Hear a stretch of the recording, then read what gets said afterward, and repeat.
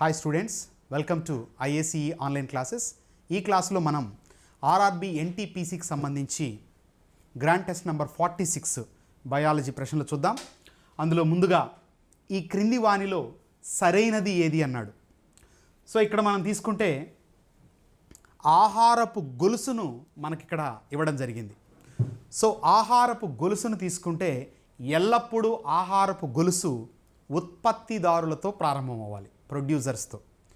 ఖచ్చితంగా ఉత్పత్తిదారులపై ఆధారపడేటటువంటి వినియోగదారులకు వచ్చినప్పుడు ప్రథమ వినియోగదారులు మొదటి స్థానం, ద్వితీయ వినియోగదారులు రెండవ స్థానం, తృతీయ వినియోగదారులు మూడవ స్థానంలో వినియోగదారులను ఉంచాలి. అంటే ఓకేనా, మనము ఉత్పత్తిదారులకు సంబంధించి తీసుకున్నప్పుడు ప్రొడ్యూసర్స్ ఫస్ట్ ఉండాలి, తర్వాత కన్జ్యూమర్స్ ఉండాలి. ఆ కన్జ్యూమర్స్లో కూడా మొదట ప్రథమ వినియోగదారులు అంటే శాకాహారులు, ద్వితీయ వినియోగదారులు మాంసాహారులు పరిమాణంలో చిన్నవిగా ఉండేవి, తృతీయ వినియోగదారులు పరిమాణంలో పెద్దవిగా ఉండేటటువంటి మాంసాహారులు. తర్వాత ఎల్లప్పుడూ ఏకదిశ మార్గంలోనే శక్తి ప్రసరణ ఆహారపు గొలుసులో జరగాలి. ఓకే, మరి దీనికి సంబంధించి మనం చూసినప్పుడు ఏ ఆహారపు గొలుసు సరి అయినదో మనం ఇక్కడ ఎంచుకోవాల్సినటువంటి అవసరం ఉంటుంది. ఓకే, మరి దాని ప్రకారం చూస్తే గడ్డి, మిడత, కప్ప, పాము. ఇక్కడ కనుక మీరు చూస్తే ఈ యొక్క దీనికి సంబంధించి పర్టికులర్గా గడ్డిని ఎవరు తినాలి? మిడత తినాలా. కాబట్టి కానీ ఇక్కడ యారో ఎటుంది? గడ్డి వైపు ఉంది. అంటే మిడతను గడ్డి తింటుంది అనేటటువంటి రిప్రజెంటేషన్ అది. తర్వాత మిడత కప్పని తింటే కప్ప మిడతను, అంటే రెండు ఒకదానికొకటి తింటున్నాయి అన్నమాట ఇక్కడ. సో కాబట్టి ఇది సరి అయినటువంటి ఆహారపు గొలుసు కాదు. ఇక రెండు, పుష్పించే మొక్క తేనెటీగలు, తర్వాత తొండ. సో పుష్పించే మొక్కలు ఉత్పత్తిదారులు, తేనెటీగలు ప్రథమ వినియోగదారులు, ఓకేనా, తొండ ద్వితీయ వినియోగదారుడు. సో ఇక్కడ తీసుకుంటే ఏకదిశ మార్గంలోనే శక్తి ప్రసరణ జరుగుతూ ఉంది. సో చూద్దాం. ఆప్షన్ సి తీసుకుంటే కప్ప, పాము, గడ్డి, మిడత. ఇక్కడ కప్ప అనేది ద్వితీయ వినియోగదారుడు, ఎందుకంటే మాంసాహారి. పాము అనేది తృతీయ వినియోగదారుడు, గడ్డి అనేది ఉత్పత్తిదారుడు. కానీ ఆర్డర్ ఏమైపోయింది? పూర్తిగా మారిపోయింది. కాబట్టి ఇది అసలు కన్సిడర్ చేయాల్సినటువంటి ఆహారపు గొలుసే కాదు. ఇక ఆప్షన్ డి తీసుకుంటే గడ్డి, కప్ప, మిడత, పాము. ఇక్కడ చూడండి, గడ్డిని ఎవరు తింటున్నారు? కప్ప తింటోంది. కానీ కప్ప ఏంటండి? మాంసాహారి. కాబట్టి ఎప్పుడు కూడా ప్రథమ వినియోగదారుడు ఏమై ఉండాలా? శాకాహారి అయి ఉండాలి. సో ఇచ్చినటువంటి మొత్తం 4 ఆప్షన్స్ మనం తీసుకున్నప్పుడు మనకు సరి అయినటువంటి ఆహారపు గొలుసుగా కనబడేది ఆప్షన్ బి. ఓకేనా. సో ఒక ఆహారపు గొలుసులో ప్రతి స్థాయిలో కొంతవరకు శక్తి అనేది ఉంటుంది. దానిని పోషక స్థాయి అని పిలుస్తారు. ఓకేనా. ప్రతి పోషక స్థాయిలో కొంత శక్తి అనేది మనకు ఉంటుంది. కాబట్టి ఒక జీవి నుంచి మరొక జీవికి యొక్క శక్తి ప్రసరణ అనేది జరుగుతుంది. క్లియర్. తర్వాత ఎల్లప్పుడూ ఈ యొక్క పోషక స్థాయిల సంఖ్య ఆహారపు గొలుసులో 3 నుంచి 5 వరకు ఉండవచ్చు. క్లియర్. ఇక్కడ తీసుకుంటే 1, 2, 3. కాబట్టి ఇది సరి అయినటువంటి ఆహారపు గొలుసుగా మనం గుర్తించాలి. So answer for the question option B. ఇక నెక్స్ట్ క్వశ్చన్ తీసుకుంటే మానవ శరీర భాగాలను సృష్టించగల ప్రాథమిక కణాలు ఏవి అన్నాడు. సో మానవ శరీర భాగాలను సృష్టించేటటువంటి శక్తి ఉన్నటువంటివి ప్రత్యేకంగా కొన్ని కణాలు ఉన్నాయి. సర్వసాధారణంగా మొక్కలలో తీసుకుంటే మనకు మెరిస్టెమ్స్, ఓకేనా, విభాజ్య కణాలు అనేటటువంటి ప్రత్యేక కణాలు మొక్కలలో కోల్పోయినటువంటి ఏ భాగానైనా తిరిగి ఏర్పాటు చేయగలవు. కానీ జంతువులకు వచ్చినప్పుడు, ఓకేనా, జంతువులకు వచ్చినప్పుడు అన్ని రకాల జంతు కణాలకు ఈ విధమైనటువంటి విభజన చెంది తిరిగి ఏ భాగానైనా ఏర్పరచగలిగే శక్తి ఉండదు. కొన్ని కణాలకు మాత్రమే ఉంటుంది. వాటినే స్టెమ్ సెల్స్, మూల కణాలు అని పిలుస్తారు. ఈ మూల కణాలు అస్థి మధ్య, ఎముక యొక్క బోన్ మ్యారో అస్థి మధ్యలో ఉంటాయి. వాటి నుంచి రక్త కణాలు పుడతాయి. అలాగే కాలేయంలో కొంతవరకు ఉంటాయి. తర్వాత బొడ్డు తాడులో కూడా మనకు కనిపిస్తాయి.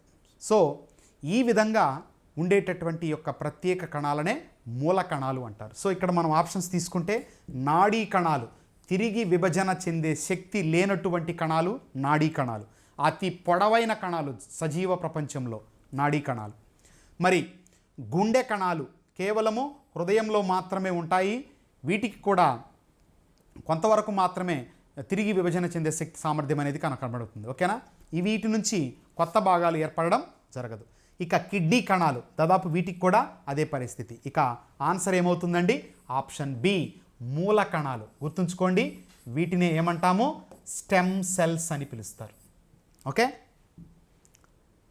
నెక్స్ట్ ఎముకలలో ప్రధాన మూలకము అన్నాడు. ఎముకలు ఆస్టియోసైట్లు అనబడేటటువంటి ప్రత్యేక కణాలను కలిగి ఉంటాయి. ఈ ఆస్టియోసైట్లు 2 రకాలైనటువంటి లవణాలను తయారు చేస్తాయి. ఒకటి కాల్షియం కార్బోనేట్, ఓకేనా, ఒకటి calcium carbonate, 2 calcium phosphate. Okay, ఇక్కడ మనము కాల్షియం కార్బోనేట్ మరియు కాల్షియం ఫాస్ఫేట్ను రెండింటిని పోల్చినప్పుడు సర్వసాధారణంగా కాల్షియం ఫాస్ఫేట్ స్థాయి ఎక్కువగాను కాల్షియం కార్బోనేట్ స్థాయి తక్కువగాను ఉంటుంది. తద్వారా ఎముకలకు ఫ్లెక్సిబిలిటీ, సరళత్వం అనేది ఆపాదించబడుతుంది. లేకపోతే రోబోస్ లాగా మారిపోతాం మనం. మీరు ఏదైనా చేయి విరిగినప్పుడు పిండి కట్టు కడుతుంటారు చూడండి, అది కాల్షియం కార్బోనేట్. ఓకేనా? ఎట్టి పరిస్థితుల్లో కదలదు.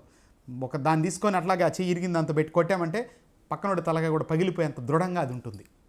So there is no flexibility in the calcium carbonate. But whereas calcium ఫాస్ఫేట్కి వచ్చినప్పుడు ఆ సరళత్వం అనేది మనకు కనిపిస్తుంది. కాబట్టి ఇక్కడ ప్రధాన మూలకం అన్నప్పుడు ఆప్షన్స్ చూద్దాం. Calcium phosphate, potassium hydroxide, sodium chloride, calcium carbonate. So calcium carbonate ఉన్నప్పటికీ కూడా ఫాస్ఫేట్ కంటే తక్కువ ఉంటుంది. సోడియం క్లోరైడ్ ఇది లవణము, it is not at all present there. Potassium hydroxide is an chemical. So answer for the question calcium phosphate.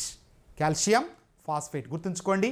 శ్మశాన వాటికలలో, ఓకేనా, ghost మినరల్గా దేనిని చెప్తారు అంటే ఫాస్ఫరస్ను. ఎందుకంటే ఇది ఆక్సిజన్తో మండే స్వభావాన్ని కలిగి ఉంటుంది. అదే మనం కొరివిదీయంగా పిలుస్తూ ఉంటాం. క్లియర్? ఇక నెక్స్ట్ క్వశ్చన్ తీసుకుంటే సరైనటువంటి జతను గుర్తించుము అన్నాడు. వ్యాసన్ స్టెయిన్ టెస్ట్, 5 రాజ్యాలు, జీవము పుట్టుక, గ్లోబల్ వార్మింగ్. మరి వీటికి సంబంధించి ఏమేమి జతపరచడం చేశారో చూద్దాం. వ్యాసన్ స్టెయిన్ టెస్ట్ క్షయ, 5 రాజ్యాలు లినేయస్, జీవం పుట్టుక స్టాన్లీ మిల్లర్, గ్లోబల్ వార్మింగ్ జనాభా తరుగుదల. మరి ఇక్కడ తీసుకుంటే వ్యాసన్ స్టెయిన్ టెస్ట్ చూస్తే ఈ వ్యాసన్ స్టెయిన్ టెస్ట్ అనేది it is used to test the presence of plague disease. Plague వ్యాధిని గుర్తించడానికి లేదా నిర్ధారణ చేయడానికి ఈ యొక్క వ్యాసన్ స్టెయిన్ టెస్ట్ను వాడతారు. క్షయ వ్యాధిని నిర్ధారణ చేయడానికి మాంటాక్స్ గళ్ళ పరీక్ష, మాంటాక్స్ గళ్ళ పరీక్షను ఉపయోగిస్తాం. ఓకే, సో కాబట్టి ఇది సరైనటువంటి జత కాదు. So option A is not at all correct one. ఇక 5 రాజ్యాలు, 5 రాజ్యాల వర్గీకరణ తీసుకుంటే దీనిని విట్టేకర్ అనేటటువంటి శాస్త్రవేత్త ప్రతిపాదించాడు. విట్టేకర్ ప్రతిపాదించినటువంటి 5 రాజ్యాలలో number 1 Protista, number 2 Monera, number 3 Fungi, okay, number 4 Plantae, number 5 Animalia. ఇవి మనకు విట్టేకర్ ప్రతిపాదించినటువంటి 5 రాజ్యాల వర్గీకరణలో కనిపించే 5 రాజ్యాలు. మరి ఇక్కడ లిన్నేయస్ ఇచ్చాడు. లిన్నేయస్ అనేది 2 రాజ్యాల వర్గీకరణ, వెజిటబేలియా, యానిమేలియా అనేటటువంటి 2 రాజ్యాల వర్గీకరణను ఆయన ప్రతిపాదించాడు. అంటే ఆయన ప్రకారం మొత్తం సజీవ ప్రపంచంలో మొక్కలు, జంతువులు. కానీ 5 రాజ్యాల వర్గీకరణలో ప్రొటిస్టా మొక్కలు, జంతువుల లక్షణాలు చూపించేటటువంటి ఏకకణ జీవులు, మొనిరా పురాతన బ్యాక్టీరియాలు, ఫంగై శిలీంధ్రాలకు ప్రత్యేక స్థానం, ప్లాంటే అన్ని బహుకణ మొక్కలు, యానిమేలియా అన్ని బహుకణ జంతువులు. ఇట్లా 5 రాజ్యాల వర్గీకరణను విట్టేకర్ తీసుకొచ్చాడు. కాబట్టి ఇక్కడ 5 రాజ్యాల వర్గీకరణకు లినేయస్కి ఎటువంటి సంబంధం లేదు. ఇక 3వ ఆప్షన్ తీసుకుంటే జీవము పుట్టుక స్టాన్లీ మిల్లర్. ఇక్కడ జీవము పుట్టుక, భూమిపైన జీవం పుట్టే సమయానికి భూమిపైన ఏ వాయువు లేదు, ఆక్సిజన్ లేదు. ఇమ్మెన్స్ హీట్, హై టెంపరేచర్ అనేది నమోదై ఉంది. తర్వాత క్షయీకృత వాతావరణం అనేది కనబడుతుంది. మరి ఇటువంటి పరిస్థితులను కృత్రిమంగా కల్పించి స్టాన్లీ మిల్లర్ అనేటటువంటి ఒక ప్రత్యేక పరికరం సహాయంతో జీవము పుట్టుకకు సంబంధించినటువంటి అధ్యయనాన్ని చెప్పినటువంటి శాస్త్రవేత్త స్టాన్లీ మిల్లర్. ఇతనితో పాటు హెరాల్డ్ అనేటటువంటి మరొక శాస్త్రవేత్త కూడా ఉంటాడు. సో కాబట్టి ఇక్కడ this is a considerable option. మరి 4వ ఆప్షన్ తీసుకుంటే గ్లోబల్ వార్మింగ్, జనాభా తరుగుదల అన్నాం. గ్లోబల్ వార్మింగ్ అంటే ఏంటి? భూతాపం అంటే భూమిపైన ఉష్ణోగ్రతలు ఏమవ్వడం, పెరగడం. ఈ విధంగా భూమిపైన ఉష్ణోగ్రతలు పెరగడము మనము వాడేటటువంటి ఎక్కువగా నాన్ బయోడిగ్రేడబుల్, ఓకేనా, జీవ సంబంధంగా విచ్ఛిన్నము కానటువంటివి, అజీవ సంబంధంగా ఉండేటటువంటి పదార్థాలు అనమాట. ప్లాస్టిక్ ఇవన్నీ కూడా భూ ఉపరితలంపై చేరిపోయి, ఓకేనా, పరారుణ కిరణాలు ఏవైతే సూర్యుడి నుంచి భూమిలోకి ప్రవేశిస్తున్నాయో వాటిని పరావర్తనం చెందించినప్పుడు అది కార్బన్ డయాక్సైడ్తో కలిసి భూ ఉష్ణోగ్రతలు ఏమవుతాయి, విపరీతంగా పెరిగేటటువంటి పరిస్థితి. దానినే గ్లోబల్ వార్మింగ్ అంటారు, ఓకేనా. సో ఈ గ్లోబల్ వార్మింగ్ పరిస్థితి వల్ల ఏమవుతుంది, ధ్రువ ప్రాంతాలలో ఉన్నటువంటి మంచుగడ్డలు మొత్తము నీరులాగా మారిపోయి సముద్ర మట్టాలు ఏమవుతాయి, విపరీతంగా పెరిగిపోయి కోస్టల్ ఏరియాస్ మొత్తం కూడా నీటిలో మునిగిపోయేటటువంటి పరిస్థితి దాపురిస్తుంది. ఓకే, సీజనల్ ఫ్లక్చువేషన్స్, వర్షాకాలంలో ఎండలు, ఎండాకాలంలో వర్షాలు, ఇట్లా రకరకాలైనటువంటి విపత్కర పరిస్థితులు మనకు తలెత్తుతాయి. సో కాబట్టి గ్లోబల్ వార్మింగ్ సంబంధించి జనాభా తరుగుదల అనేది సరైనటువంటి జత కాదు. So answer for the question option C. Okay, ఇక నెక్స్ట్, ఈ క్రింది వాణిలో అత్యల్ప గర్భావధి కాలం ఉన్నది అన్నాడు. అత్యల్ప గర్భావధి కాలం మనకి ఎక్కడ కనిపిస్తుంది? సో అత్యధిక, అత్యల్ప రెండు ఇంపార్టెంట్. అత్యధిక గర్భావధి కాలం ఏనుగులో కనిపిస్తుంది. సో ఏనుగులో తీసుకుంటే 600 రోజులు దీని యొక్క గర్భావధి కాలం. గర్భావధి కాలం అంటే అర్థం ఏంటండి? సంయుక్త బీజం జైగోట్ ఏర్పడిన దగ్గర నుంచి పూర్తిగా శిశువు అభివృద్ధి చెంది శిశుజననం వరకు మధ్య గల కాలాన్ని ఏమంటాము? గర్భావధి కాలము అని పిలుస్తారు. ఓకే, సో మానవునిలో అయితే 280 రోజులు లేదా 9 నెలల పాటు ఉంటుంది. ఇక్కడ మనం తీసుకుంటే ఏనుగుకు సంబంధించి 600 డేస్, మరి గొర్రెకు సంబంధించి 149 డేస్, అపోజంకు సంబంధించి 21 డేస్, ఓకేనా. ఇక ఎలుకకు సంబంధించి దాదాపు 49 రోజుల పాటు మనకు ఈ యొక్క ఎలుకకు సంబంధించి ఉంటాయి. సో కాబట్టి ఇక్కడ అత్యల్పంగా ఉండేది, so not 20 days and 21 days అంటే అపోజంకి వచ్చినప్పుడు 12 రోజుల కంటే తక్కువ. Okay, it is less than 12 days. Clear? So కాబట్టి అత్యల్ప గర్భావధి కాలం ఉన్నటువంటి జంతువు ఏది అంటే అపోజం. అత్యధిక గర్భావధి కాలం ఉన్నటువంటి జంతువు ఏనుగు. Clear? So that's all. Thank you. Hi students, welcome to IAC online classes. I'm Lankeswararao. ఈ వీడియోలో grand test paper 46 physics and chemistry bits explanation చూద్దాం. సో ఫస్ట్ క్వశ్చన్ చూడండి, question number 67. Question number 67.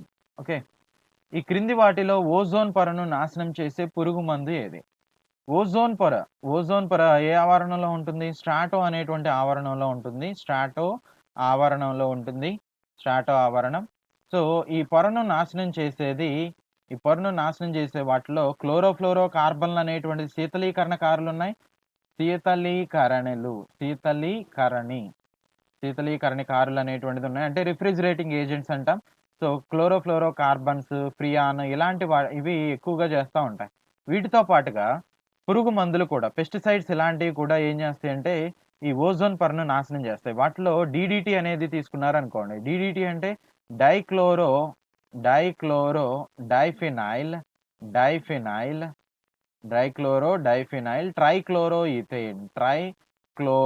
Trichloro ethane అనేటువంటిదిగా చెప్తాం. Trichloro ethane అనమాట. Okay, so ఇది పురుగు మందే. So ఇది ఎక్కడ పడితే అక్కడ భూమి మీద చల్లితే భూమి నాశనం అయిపోతుంది, పొల్యూట్ అయిపోతుంది. వాటర్లో పడితే వాటర్ పొల్యూట్ అయిపోతుంది. సో గాలిలో గనక ఇది ఎక్కువగా కాలం ఉంటే గాలి కూడా కాలుష్యం అయిపోతుంది అనమాట. అందుకని ఈ DDTని ఎక్కువగా వాడరు. ఇది పొల్యూటెడ్ కారిగా తీసుకుంటాం. వరల్డ్ వైడ్గా దీన్ని మేజర్ కంట్రీస్లో బ్యాన్ చేయడం జరిగింది. సో బెంజీన్ అయితే ఇక్కడ ఇది పురుగు మందే కావచ్చు, కానీ ఓజోన్ పొరని మాత్రం నాశనం చేసే గుణం దీనికి లేదనమాట. నెక్స్ట్ బెంజీన్ అనేది కనుక తీసుకున్నారనుకోండి, బెంజీన్ C6H6 అంటాం. సో ఈ బెంజీన్ నుంచి నీకు రాడికల్స్ అనేటువంటిది రాడికల్స్ అంటాం. ఎస్పెషల్లీ ఫ్రీ రాడికల్స్ వాటిలో కూడా ఫ్రీ రాడికల్స్ అనేటువంటివి రావాలి. అయితే దీని నుంచి రావు.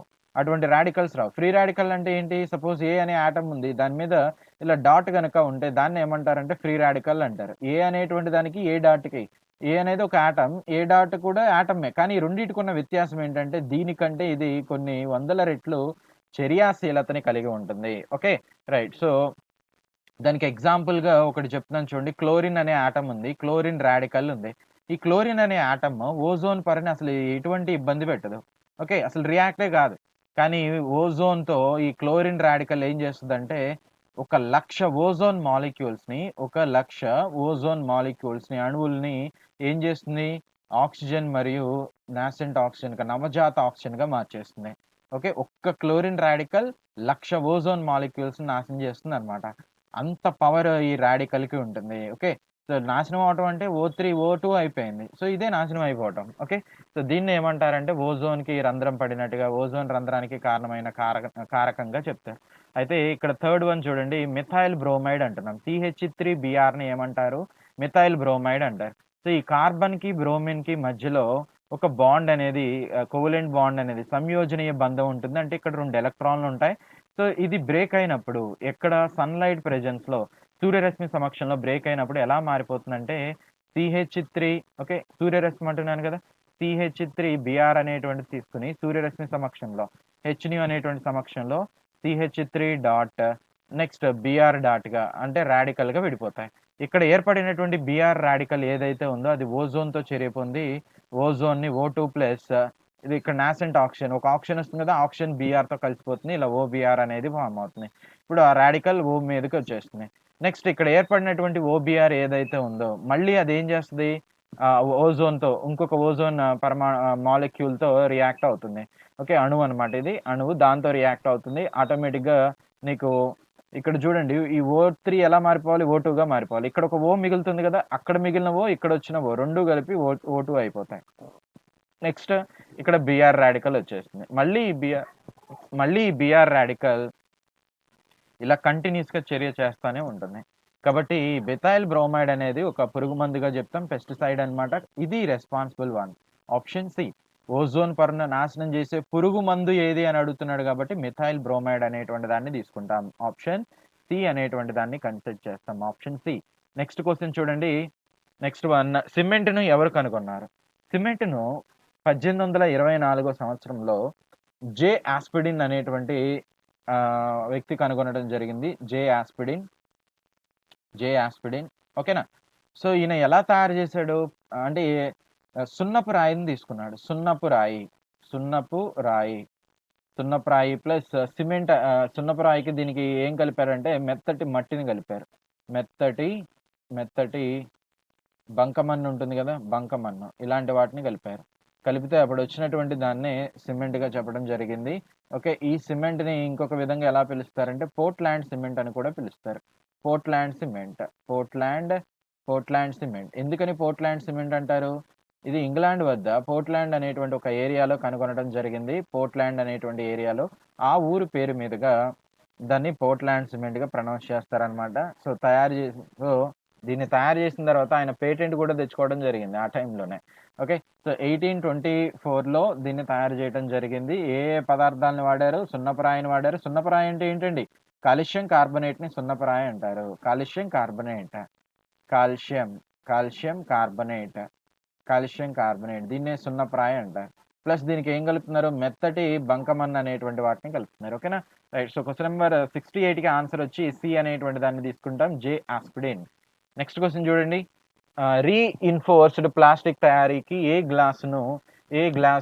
గాజును ఉపయోగిస్తారు అంటున్నాడు. సో, రీఇన్ఫోర్స్డ్ ప్లాస్టిక్ అంటే సహజంగా మనం బట్టలు ఇలాంటివి గనక తీసుకున్నట్లయితే బట్టలు కావచ్చు, గ్రౌండ్ మ్యాట్స్ ఇలాంటివి తీసుకుంటే వాటిలో ఒక రకమైన ఫైబర్‌ని వాడతారు. ఓకే. ఒక రకమైన ఫైబర్ మెటీరియల్‌ని వాడతారు. సో, మామూలు దారాలకి ఆ ఫైబర్‌లో ఉండేటువంటి దారాలకి వేరియేషన్ అనేటువంటిది ఉంటుంది. సో, ఆ దారాల్ని ఎక్కడి నుంచి తీస్తారు అంటే, ఆ దారాల్ని ఈ ఫైబర్ గ్లాస్ అనేటువంటి ఐటెమ్ నుంచి తీస్తారనమాట. ఈ ఫైబర్ గ్లాస్ అనేటువంటి దాని నుంచి తీస్తారు. సో, ఆ గ్లాస్‌ని ఆ గ్లాస్ మెటీరియల్‌ని ఇలా చిన్న చిన్న సన్నటి తంతువులు లాంటివి, దారాలు లాంటివిగా తయారు చేస్తారు. ఈ దారాలను ఉపయోగించి ఈ రీఇన్ఫోర్స్డ్ ప్లాస్టిక్ అనేటువంటి వాటిని ఈ రీఇన్ఫోర్స్డ్ ప్లాస్టిక్‌ని తయారు చేస్తారు. ఇవి ఎక్కడ వాడతారండి? కొన్ని రకాల బట్టలు తయారు చేయడానికి, వాటితో పాటు మనం గ్రౌండ్ మ్యాట్ అంటాం గదా! సో, ఫ్లోర్ మ్యాట్ అని అంటాము. ఆ ఫ్లోర్ మ్యాట్ కాళ్ళని తుడుచుకునే పట్టాలుంటాయి. సో, అలాంటి వాటిని తయారు చేయటానికి ఈ రీఇన్ఫోర్స్డ్ ప్లాస్టిక్ అనేటువంటి వాటిని వినియోగిస్తారు. సో, ఇక్కడ ఇచ్చినటువంటి వాటిలో ఫైబర్ గ్లాస్ అనేది దానికి సూట్ అవుతుంది. ఆప్షన్ సి అనేటువంటి దాన్ని తీసుకుంటారు. Option C. So, question number 69కి ఆప్షన్ సి ఆప్షన్ డి అండి. సారీ. ఆప్షన్ డి అనేటువంటి దాన్ని తీసుకుంటారు. ఓకేనా? ఫైబర్ గ్లాస్ అన్నమాట. Fibre glass. ఈ క్వార్ట్జ్ గ్లాస్ ఇలాంటి వాటిని ఎక్కడ వాడతారు అంటే, క్వార్ట్జ్ అనేది ఈ వాచెస్ ఇలాంటివి తీసుకున్నారనుకోండి. క్వార్ట్జ్ వాచ్ అంటారు. అంటే ఏంటి క్వార్ట్జ్ వాచ్ అంటే వాటి పైన వినియోగించే గ్లాస్ ఉంటుంది గదా! ఆ గ్లాస్ అనేది క్వార్ట్జ్‌తో తయారు చేయబడుతుంది. సో, ఇది చాలా స్టాండర్డ్ వన్ అన్నమాట. స్క్రాచెస్ ఇలాంటి వాటిని మిగిలిన వాటితో కంపేర్ చేస్తే వీటి మీద రావడం అనేది చాలా తక్కువగా ఉంటుంది. ఈ ప్లింట్ గ్లాస్ అనేటువంటివి ఈ ఎలక్ట్రిక్ బల్బ్స్ ఇలాంటి వాటిని తయారు చేయడానికి వాడతారు. పైరెక్స్ గ్లాస్ అనేటువంటిది గనక తీసుకున్నట్లయితే లాబొరేటరీలో ఎక్విప్‌మెంట్స్ ఇలాంటివి ఎక్కువ హీట్‌ని తట్టుకోగలిగే ఓరియంటేషన్‌లో పైరెక్స్ ఇలాంటి గ్లాస్‌ని ఉపయోగించి తయారు చేయటం జరుగుతుంది. అయితే బోరోసిలికేట్స్ అవి కూడా వాడతారు. సో, వాటిల్లో ఇవి కూడా కొన్ని టైప్స్ అన్నమాట. సో, క్వెషన్ నంబర్ 69కి ఆప్షన్ వచ్చి డి అండి. నెక్స్ట్ క్వెషన్ చూడండి. క్వెషన్ నంబర్ 70 చక్కెర తయారీలో ఏర్పడే ఉప ఉత్పన్నం అయిన మొలాసిస్ ఎలా మారుస్తారు అంటున్నారు. సో, చక్కెర తయారీ, చక్కెర పరిశ్రమ, చక్కెర పరిశ్రమ. ఈ పరిశ్రమలో నీకు ఉప ఉత్పన్నాలుగా ఏమి ఏర్పడతాయండి? ఉప ఉత్పన్నాలుగా, ఉప ఉత్పన్నాలు, ఉత్పన్నాలు. అంటే ఏంటి ఉపోత్పన్నాలంటే బై ప్రొడక్ట్స్ అంటాం గదా! సో, చెరుకుని కట్ చేసిన తర్వాత 24 గంటల్లో అక్కడ దగ్గరలో ఉన్నటువంటి షుగర్ ఫ్యాక్టరీస్‌కి తీసుకెళ్తారు. సో, ఆ చెరకు గడలు ఏవైతే ఉన్నాయో, చెరకు గడలు ఏవైతే ఉన్నాయో వాటిని క్రష్ చేస్తారు. ఓకే. సో, పెద్ద పెద్ద యంత్రాల్లో బెట్టి వాటిని క్రష్ చేసిన తర్వాత దాని నుంచి ఒక పిప్పి ఒస్తుంది. ఆ పిప్పితో పాటు ఇంకా ఏముంటుంది? చెరుకు రసం అనేది ఒస్తుంది. చెరకు రసం అనేటువంటిది ఒస్తుంది. యెస్. అయితే ఈ పిప్పిని ఏమంటారు అంటే బగాసే అంటారు. బగాసే. ఇది ఒక ఉప ఉత్పన్నం. నెక్స్ట్ ఈ చెరుకు రసాన్ని గనక తీసుకున్నట్లయితే చెరకు రసం, చెరకు రసం. ఈ చెరకు రసం గనక తీసుకున్నట్లయితే దీనికి ఆమ్ల స్వభావం ఉంటుంది. ఆమ్ల స్వభావం. సో, అందుకనే మీరు చెరుకు గడలను తిన్నప్పుడు అక్కడక్కడ పుల్లగా అనిపిస్తా ఉంటాయి. సో, ఈ ఆమ్ల స్వభావం ఎక్కువగా ఉంటే నీకు చక్కెరని తయారు చేయడం కష్టమవుతుంది. అందుకని ఏం చేస్తారు? క్షారాలతో చెరిపొందిస్తారు. క్షారంతో చెరిపొందిస్తారు. నేను సింపుల్‌గా రాస్తున్నాను. సో, దీనిలో కార్బోడేషన్, సల్ఫటైజేషన్ ఇలాంటి మెథడ్స్ ఉంటాయి. సో, సింపుల్‌గా చెప్తున్నాను చూడండి. చెరుకు రసానికి ఆమ్ల స్వభావం ఉంటే క్షారాన్ని కలుపుతారు. ఇప్పుడు ఆమ్లం, క్షారం 2 చెరిగిపోయింది ఏమవుతాయి? లవణం అనేటువంటిది వచ్చేస్తుంది. ప్లస్ దీంతో పాటు ఇంకా ఏమొస్తుంది? చెరుకు రసం అనేటువంటిది వస్తుంది. సో, ఈ లవణం అనేటువంటిది కూడా ఇక్కడ ఉప ఉత్పన్నం అన్నమాట. దాన్ని ఎలా తీసుకుంటారు అంటే ప్రెస్ మడ్ అంటారు. దాన్ని ప్రెస్ మడ్ అంటారు. Press mud. సో, ఈ ప్రెస్ మడ్ అనేటువంటిది ఒక ఉత్పన్నం. నెక్స్ట్ ఇక్కడ ఏర్పడినటువంటి ఈ చెరకు రసానికి ఎక్కువ నీళ్లుంటాయి దీనిలో. ఎక్కువ నీరనేటువంటిది ఉంటుంది. అందుకనే దాన్ని బాగా ఇగురుస్తారు. అంటే ఎక్కువ వేడి చేయటం ద్వారా నీకు చెరకు రసంతో పాటు ఒక నల్లటి చిక్కటి ద్రవం అనేది వస్తుంది. నల్లటి చిక్కటి ద్రవం. చిక్కటి ద్రవం అనేటువంటిది వస్తుంది. చిక్కటి ద్రవం అనేది వస్తుంది. ఓకేనా?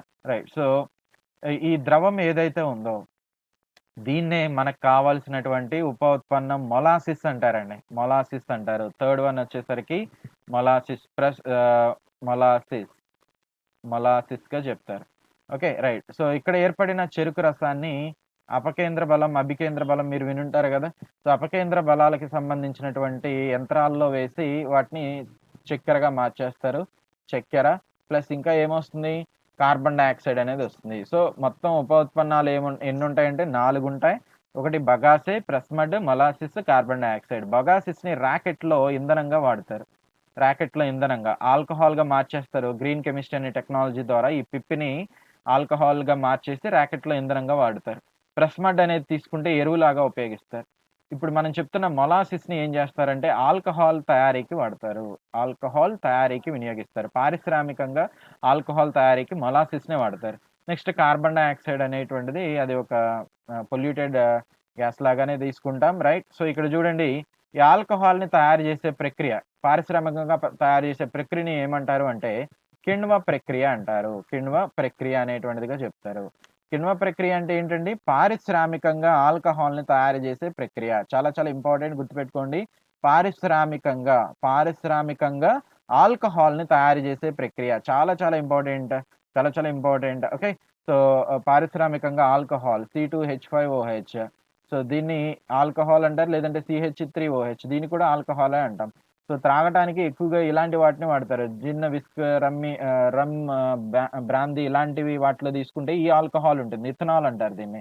ఇప్పుడు అలా గాకుండా మన ఇండియాలో గ్యాసోలిన్ అనేటువంటి ఒక ఇంధనాన్ని వాడుతున్నారు. గ్యాసోలిన్ అంటే దానిలో పెట్రోల్‌కి ఈ మిథనాల్ అనేటువంటి దాన్ని కలుపుతారు. అంటే 1 లీటర్ పెట్రోల్‌ని 2, 3 లీటర్‌గా మార్చేయొచ్చు. ఎలా మారుస్తారంటే దానిలో ఎక్కువగా ఇథనాల్ కలుపుతారు. ఓకే. ఇథనాల్ గాని, మిథనాల్ గాని సో, చక్కెర పరిశ్రమ నుంచి ఇవి ఏర్పడతా ఉంటాయి. ఓకే. రైట్. సో, మన ఇండియాలో దీన్ని 2010 నుంచే మనం యూజ్ చేస్తున్నాం. 2005 నుంచి ఇనిషియేట్ చేసిన 10 నుంచి ఎక్కువ మొత్తంలో దీన్ని వాడుతున్నాం. ప్రపంచవ్యాప్తంగా గ్యాసోలిన్ ఎక్కువగా వినియోగించే దేశం బ్రెజిల్ అనేటువంటిదిగా చెప్తాం. ఎందుకంటే ఇలాంటి వాటిని వాడటం వల్ల నీకు పొల్యూటెంట్స్ అనేటువంటిది తక్కువ మొత్తంలో వస్తాయి.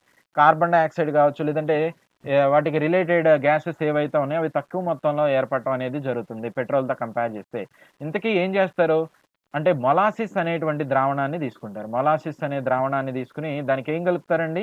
నీరు అనేటువంటి దాన్ని కలుపుతారు. నీరు కలిపితే ఈస్ట్ అనే సమక్షంలో కలిపితే ఈస్ట్ ఏం చేస్తుందంటే 2 రకాల ఎంజైమ్‌ని విడుదల చేస్తుంది. ఈస్ట్ అనేటువంటి బ్యాక్టీరియా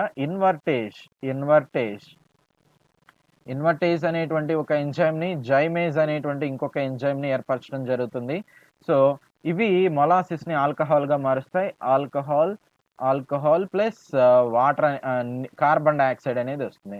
ఓకే. కిణ్వ ప్రక్రియ పారిశ్రామికంగా ఆల్కహాల్‌ని తయారు చేసే పద్ధతిలో ఏర్పడే ఉత్పన్నం ఏంటది? Carbon dioxide. ఓకే. ఇక్కడ కార్బన్ డయాక్సైడ్ వస్తుంది ఇక్కడ గూడా. కానీ ఇది వచ్చి ఆల్కహాల్ తయారీ పరిశ్రమలో అన్నమాట. అయితే మొలాసిస్‌లో ఏముంటుందండి? సూక్రోజ్ అనేది ఉంటుందని చెప్పాను గదా! 50% సూక్రోజ్ ఉంటుందని అనుకున్నాం. 50% సూక్రోజ్ అనేటువంటిది ఉంటుంది. ఓకే. ఈ సూక్రోజ్‌ని నీరు కలిపి ఇక్కడ ఉన్నటువంటి ఎంజైమ్‌లో ఇన్వర్టేజ్ ఏదైతే ఉందో, ఇన్వర్టేజ్ అనేటువంటి ఎంజైమ్ ఏం చేసేస్తుంది దీన్ని? ఇన్వర్టేజ్ అనే ఎంజైమ్ గ్లూకోజ్ మరియు ఫ్రక్టోజ్‌గా మార్చేస్తుంది. ఫ్రక్టోజ్. ఓకేనా? ఇక్కడ ఏర్పడిన గ్లూకోజ్ గాని, ఫ్రక్టోజ్ గాని ఏదో ఒకటి తీసుకోండి. నేను గ్లూకోజ్ అనేటువంటి దాన్ని తీసుకున్నాను. ఓకే. సో, ఇక్కడ ఏదో ఒకటి తీసుకోండి. గ్లూకోజ్ అనేది తీసుకున్నాను. రైట్. సో, ఇక్కడ ఉన్నటువంటి జైమేజ్ అనే ఎంజైమ్ ఈ గ్లూకోజ్‌ని ఎలా మారుస్తుందంటే ఇథనాల్‌గా మార్చేస్తుంది. Ethyl alcohol plus carbon dioxide అనేటువంటిది ఏర్పడుతుందన్నమాట. ఇక్కడ రాసిందే మళ్ళీ ఇక్కడ రాసాను. ఓకే. సో, ఇలా మనం ఆల్కహాల్ అనేటువంటి దాన్ని తయారు చేస్తాం. సో, చక్కెర తయారీలో ఏర్పడే ఉపోత్పన్నమైనటువంటి మొలాసిస్‌ని ఏం చేస్తున్నారు? ఆల్కహాల్‌గా మారుస్తున్నారు. ఎలా మారుస్తున్నారు అనేటువంటిది కూడా నంబర్ ఆఫ్ టైమ్స్ ఏ ఎంజైమ్‌ని వాడుతున్నారు? ఇవన్నీ మనకి నంబర్ ఆఫ్ టైమ్స్ అడిగారు. కాబట్టి ఈ టోటల్ కాన్సెప్ట్ అనేది చాలా చాలా ఇంపార్టెంట్ వన్. క్వెషన్ నంబర్ 70కి ఆన్సర్ వచ్చి ఆప్షన్ ఏ అండి. నెక్స్ట్ క్వెషన్ చూడండి. గాల్వనైజేషన్ ప్రక్రియలో ఇనుముపై ఏ లోహంతో పూత పూస్తారంటారు? ఇనుము అనేటువంటిది గనక తీసుకున్నట్లయితే Fe అనేటువంటిదిగా తీసుకుంటాం గదా! సో, ఇది తొందరగా ఏమవుతుంది? తుప్పుపడుతుంది. తుప్పుపడటం అంటే ఏంటి? సపోజ్ ఈ రాడ్‌ని మన అట్మాస్ఫియర్‌లో ఉన్నటువంటి వాయువులతో పెట్టేసామనుకోండి. ఎక్కడో బయట పెట్టేసాం. సో, అదేం చేస్తుందంటే అట్మాస్ఫియర్‌లో వాయువులు అనేటువంటిది ఉంటాయి గదా! ఓకే. సో, వాటిలో నీరనేటువంటిది తేమ అనేది ఉంటుంది. ఇంకా ఏముంటుంది? ఆక్సిజన్ అనేది ఉంటుంది. ఇలాంటి వాటితో చర్య పొంది ఇది ఎలా మారిపోతుందంటే Fe2O3 ప్లస్ XH2Oగా మారిపోతుంది. ఇక్కడ X అంటే ఏంటంటే నీటి అణువుల సంఖ్యగా తీసుకుంటాం. ఓకేనా? రైట్. సో, అయితే ఇక్కడ విషయం చూడండి. ఐరన్ ముందుగా మనం తీసుకున్న ఐరన్‌లో 26 ఎలక్ట్రాన్‌లుంటాయి. సో, దీని మీద ఆక్సీకరణ స్థితి 0గా చెప్తాం. కానీ ఇక్కడ చూడండి Fe2O3 అంటున్నాం. ఇక్కడ 2 రాస్తున్నాం. ఇక్కడ 3 రాస్తున్నాం. ఇప్పుడు ఐరన్ మీద ఆక్సీకరణ స్థితి ఎలా ఉందంటే దీని పక్కన పరమాణువు ఏదైతే ఉందో దాని కింద ఉన్న నంబర్‌ని రాసేయాలి. అది ఎలా రాయాలి? ప్లస్‌గా రాయాలి. ఫస్ట్ ఉన్న దానికి ప్లస్‌గా రాస్తాం. నెక్స్ట్ వచ్చేటువంటిది ఈ నంబర్ రాసేసి -2 అనేటువంటిదిగా పెడతాం. ఇలా రాస్తాం. సో, ఇప్పుడు ఐరన్ అనేటువంటిది ఏమైపోయిందండి? ఐరన్ అనేది Fe+2+3గా మారిపోయింది. ఐరన్‌లో 26 ఎలక్ట్రాన్‌లున్నాయి. మరి ఇక్కడ వచ్చేసరికి 23 ఎలక్ట్రాన్‌లే ఉంటాయి. సో, ఇక్కడ ప్లస్ ఉంది గదా! ఏంటి మీరు తగ్గించారు అంటే ప్లస్ అనేది కోల్పోయిన ఎలక్ట్రాన్‌లని తెలియజేస్తుంది. కోల్పోయిన ఎలక్ట్రాన్‌లను తెలియజేస్తుందన్నమాట. ఇలా ఎలక్ట్రాన్‌ని కోల్పోవడాన్ని ఏమంటారు అంటే ఆక్సీకరణం అంటారు. సో ఇనుము తుప్పుపడటం అంటే అర్థం ఏంటండి? ఇలా మారిపోవటం అనమాట. ఎలక్ట్రాన్‌ని కోల్పోయి ఈ విధంగా మారిపోవటాన్ని తుప్పుపట్టడం అంటారు. అందుకని ఏం చేస్తారంటే జింక్ అనేటువంటి లోహాలతో పూత పోస్తారు. ఇలా పూత పూయటం వల్ల జింక్‌లో ఎక్కువ ఎలక్ట్రాన్‌లుంటాయి. ఇదేం చేస్తుంది? దీనిలో 3 ఎలక్ట్రాన్‌లు తక్కువున్నాయి గదా! సో దీంతో పూత పూసామనుకోండి, ఐరన్ మీద జింక్‌తో పూత పూసాం. ఒకవేళ బై మిస్టేక్ ఐరన్ అనేది మోస్ట్‌లీ అసలు ఆక్సీకరణం చెందదు. ఒకవేళ ఎక్కడో చెందిందనుకుందాం. ఇదే పదార్థం మీద జింక్‌తో కోటింగ్ ఇచ్చావు. అయితే ఒక చోట జింక్ సరిగా నువ్వు అప్లై చేయలేదు. దానివల్ల ఏమైందంటే ఆహ్, ఇక్కడ ఐరన్ అనేటువంటిది ఆక్సీకరణం చెందింది. ఇలా చెందింది. ఓకే. సో, దీని పక్కనున్న జింక్ ఏం చేస్తది? ఈ పక్కనున్న జింక్ ఎలక్ట్రాన్‌ని సప్లై చేస్తది. ఎన్ని ఎలక్ట్రాన్‌లు తగ్గినయి? 3 తగ్గినయి గదా! ఆ 3 ఎలక్ట్రాన్‌లు ఇది ఇచ్చేస్తది. అలా ఇవ్వటం వల్ల Fe+3 జింక్ 3 ఎలక్ట్రాన్‌లని సప్లై చేయటం వల్ల 3 కావాలంటే 3, 2 కావాలంటే 2 ఎన్ని ఎలక్ట్రాన్స్ కావాలంటే అన్ని ఎలక్ట్రాన్స్ జింక్ సప్లై చేస్తుంది. ఓకే. ఒక ఆటమ్ కాదు 2 ఆటమ్స్ కావాలంటే తీసుకొని జింక్ సప్లై చేస్తుంది. ఫైనల్‌గా ఐరన్‌గా మారిపోతుంది. ఓకే. లోహం యథాస్థితికి వచ్చేస్తుందనమాట. సో, ఇలాంటి వాటిని చేయడానికి ఎక్కువ ఎలక్ట్రాన్‌లు కలిగినటువంటి వాటితో కోటింగ్ ఇస్తారు. మనం పిన్నీస్‌లు అంటారు. అంటే సేఫ్టీ పిన్స్ అంటాం. ఆ సేఫ్టీ పిన్స్ కనుక తీసుకున్నట్లయితే ఇవి ఎలా ఉంటాయి? వెండిలాగా దగదగ మెరుస్తా ఉంటాయి. ఎందుకని మెరుస్తాయి? దీనిలో ఉండేదేంటి? ఇనుమే. ఇనుము ఏమవ్వాలి? తుప్పు పట్టాలి. కానీ తుప్పు పట్టకుండా దీని మీద దేనితో కోటింగ్ ఇస్తున్నారు? జింక్‌తో కోటింగ్ ఇస్తున్నారు. ఆ ప్రక్రియనే గాల్వనీకరణం అంటారు. ఇలాంటి సేఫ్టీ పిన్స్‌ని మీరు నీళ్ళల్లో పెట్టండి కొన్ని రోజులు. కొంత టైం తర్వాత ఇవి కూడా చాలా రోజులకి తుప్పు పడతాయి. ఓకే. ఆ తుప్పు పట్టినప్పుడు పైనున్న జింక్ పొర పోతుంది. లోపల ఐరన్ పొర అనేటువంటిది మీకు కనిపిస్తుందనమాట. సో, ఇవన్నీ మన డైలీ లైఫ్‌లో జరిగేటువంటి కాన్సెప్ట్స్ అనమాట. సో, క్వెషన్ నంబర్ 71కి గాల్వనైజేషన్ అని ఎక్కడన్నా కనిపిస్తే నంబర్ ఆఫ్ టైమ్స్ ఇది చాలా చాలా ఇంపార్టెంట్ అనమాట. ఎంత ఇంపార్టెంట్ అంటే మీరు రేపు రాసేటువంటి ఆర్ఆర్‌బీ ఎగ్జామ్ ఏదైతే ఉందో ఎన్‌టీపీసీ కావచ్చు, లేదంటే గ్రూప్ డి ఇలాంటి ఎగ్జామ్స్ ఏవైనా కావచ్చు. సో, ఆ ఎగ్జామ్‌కి ఇది చాలా చాలా ఇంపార్టెంట్ వన్. ఖచ్చితంగా మీరు రాసేటువంటి ఈ అటెంప్ట్స్‌లో ఈ ఒక్కొక్క అటెంప్ట్‌కి అంటే ఒక్కొక్క పీరియడ్‌కి కొంతమందిని అలౌ చేస్తారు గదా! రైట్. సో, ఆ స్లాట్స్‌లో వచ్చేసరికి అట్‌లీస్ట్ హాఫ్ ఆఫ్ ద మెంబర్స్‌కి ఖచ్చితంగా వచ్చేటువంటి బిట్. హాఫ్ ఆఫ్ ద స్లాట్స్‌కి వచ్చేటువంటి బిట్ అనమాట. అంత ఇంపార్టెంట్ వన్. ఈ గాల్వనైజేషన్ అనేది. గాల్వనైజేషన్ ఎక్కడైతే ఉంటుందో జింక్ అనేది ఎక్కడుందో మనం ఎతుక్కుంటే చాలు. అంత ఇంపార్టెంట్ వన్ ఇది. ఓకే. టిన్ అనేటువంటిది కూడా లోహాలు తుప్పు పట్టకుండా వాడతారు. అయితే ఈ టిన్‌తో పూత పూయటాన్ని ఏమంటారు అంటే టిన్నింగ్ అంటారు. టిన్నింగ్. టిన్నింగ్ అంటే టిన్‌తో పూత పూస్తారు. టిన్‌ని ఎలా ఇండికేట్ చేస్తారు? ఎస్ఎన్ అంటారు. దీన్నే తగరం అని చెప్తారు. ఓకేనా? రైట్. నెక్స్ట్ చూడండి క్వెషన్ నంబర్ 72. ఈ క్రింది రకాల బొగ్గుల్లో ఏది ఎక్కువ ఉష్ణాన్ని, శక్తిని విడుదల చేస్తుంది అంటున్నారు. ఓకే. సో, మనం బొగ్గు అనేటువంటిది తీసుకున్నట్లయితే దీనిలో రకాలుంటాయి. ఒకటి పీట్ అనేటువంటిది చెప్తాం. పీట్. ఓకే. నెక్స్ట్ లిగ్నైట్ అనేటువంటిది. లిగ్నైట్. Next bituminous. నెక్స్ట్ ఇంకోటొచ్చేసరికి ఆంథ్రజైట్. ఇలా 4 రకాల బొగ్గులనేది ఉంటాయి. అయితే ఇందులో ఏది మంచి బొగ్గు? ఏది ఎక్కువ ఉష్ణాన్ని ఇస్తుందంటే నీకు ముందుగా తెలియాల్సింది కార్బన్ పర్సెంటేజ్. పీట్‌లో 57% వరకు కార్బన్ ఉంటుంది. 57-58 వరకు. లిగ్నైట్‌లో తీసుకుంటే కార్బన్ పర్సెంటేజ్ 60-70% ఉంటుంది. బిట్యూమినస్‌లో 78-90% ఉంటుంది. ఆంథ్రజైట్‌లో 90-98% వరకు ఉంటుంది. మీకు ఇప్పటికే అర్థమైపోవాలి ఏది ఎక్కువ కార్బన్‌ని కలిగి ఉంది, ఏది ఎక్కువ ఉష్ణాన్ని ఇస్తుందనేది. సో, అది ఆబ్వియస్‌లీ ఈ ఆంథ్రజైట్ అన్నమాట. ఓకే. సో, ఎక్కువ ఉష్ణాన్ని విడుదల చేయగలిగినటువంటి కేపబిలిటీ, అతి ప్రాచీన బొగ్గు, అతి పురాతన బొగ్గు, ఎక్కువ శక్తిని విడుదల చేయగలిగినటువంటి ఆ బొగ్గు యొక్క రూపం గూడా ఏంటంటే ఆంథ్రజైట్ అనేటువంటిది చెప్తాం. ఆంథ్రజైట్. సో, దీన్ని మండించడం ద్వారా ఎక్కువ నీకు బూడిద ఇలాంటివి రావు. కానీ బిట్యుమినస్, లిగ్నైట్, పీట్‌ని మండిస్తే ఎక్కువ మొత్తంలో నీకు బూడిద అనేది వస్తుంది. దానివల్ల శక్తి అనేది తగ్గిపోద్ది. ఏర్పడేటువంటి ఉష్ణం అనేటువంటిది తగ్గిపోతుందన్నమాట. సో, దీని నుంచి నీకు సుమారు 9000 kilo joules per KG energy అనేటువంటిది రావడం జరుగుతుంది. వీటి నుంచి గనక తీసుకున్నట్లయితే బిలో 7000 కిలో జౌల్స్ పర్ కేజీగా ఉండటం వస్తుందనమాట. ఓకే. సో, ఏదైనా ఒక బొగ్గుని ఎక్కువ రోజులు నిల్వ ఉంచాలి అనుకుంటే దాన్ని ఆంథ్రజైట్ అనేటువంటి రూపంలోకి మార్చి నిల్వ జేస్తారు. రైట్. సో, క్వెషన్ నంబర్ 72 గనక తీసుకున్నట్లయితే ఆంథ్రజైట్ ఆప్షన్ సి అనేటువంటి దాన్ని తీసుకుంటాం. నెక్స్ట్ క్వెషన్ చూడండి. మునిగిపోయిన వస్తువును గుర్తించడానికి ఏ ఉపకరణాన్ని వాడతారు? ఓకే. సో, ఇక్కడ చూడండి ఫస్ట్ వన్ వచ్చేసరికి రాడార్ అని ఇచ్చారు. రాడార్ అంటే అర్థం ఏంటి? రాడార్ అంటే radio detection. Radio detection and ranging అనేటువంటిదిగా చెప్తాం. Radio detection and ranging. దీన్ని ఏమంటారండి? దీన్నే రాడార్ అనేటువంటిదిగా చెప్తారు. అయితే దీనిలో మైక్రో తరంగాలను వినియోగిస్తారనమాట. మైక్రో తరంగాలు. పరావర్తనం అనేటువంటి ధర్మం ఆధారంగా ఇది పనిచేస్తుంది. డాప్లర్ నియమాన్ని కూడా ఇది ప్రభావితం చేస్తుంది అనేటువంటిది చెప్తాం. ఓకే. సో, అయితే ఇక్కడ విషయం ఏంటంటే ఇది భూమి మీద లేదంటే గాలిలో ఉన్నటువంటి వస్తువులు ఎక్కడున్నాయి, వాటి పొజిషన్ ఇలాంటి వాటిని ఫైండ్ ఔట్ చేయడానికి రాడార్ అనే టెక్నాలజీని వాడతారు. కానీ సోనార్ అనేటువంటిది గనక తీసుకున్నట్లయితే దీన్ని sound sound navigation, sound navigation and ranging అనేటువంటిదిగా చెప్తారు. సౌండ్ నావిగేషన్ అండ్ రేంజింగ్ అనేటువంటిదిగా చెప్తారు. సో, ఈ నీటిలో మునిగిపోయిన వస్తువుల గురించి అధ్యయనం చేయడానికి సోనార్ అనే టెక్నాలజీని వాడతారు. నీటిలో మునిగిపోయిన వస్తువుల గురించి అధ్యయనం చేయడానికి సోనార్ అనే టెక్నాలజీని వాడతారు. అయితే ఈ సోనార్ అనేది గనక తీసుకున్నట్లయితే ఎక్కడో ఒక షిప్ అనేటువంటిది మునిగిపోయింది అనుకుందాం. ఓకే. సో, దీన్ని ఫైండ్ ఔట్ చేయడానికి ఏం చేస్తారంటే ఈ రాడార్ ఇలాంటి సిగ్నల్స్ నీటిలోకి ప్రయాణం చేయలేవు. అంటే ఈ మైక్రో తరంగాలు ద్వారా వీటిని అధ్యయనం చేయడం చాలా చాలా కష్టంతో కూడుకున్న పని. నీటిలో వాటి యొక్క ప్రవాహం అనేది చాలా తక్కువ ఉంటుంది. అందుకని సౌండ్ వేవ్స్‌ని వాడతారు. Sound waves. Sound waves. ఈ సౌండ్ అనేది తీసుకుంటే దీనిలో ఆహ్, ఇన్ఫ్రాసోనిక్ సౌండ్స్ అంటాం. అంటే పరశ్రవ్య ధ్వనులు.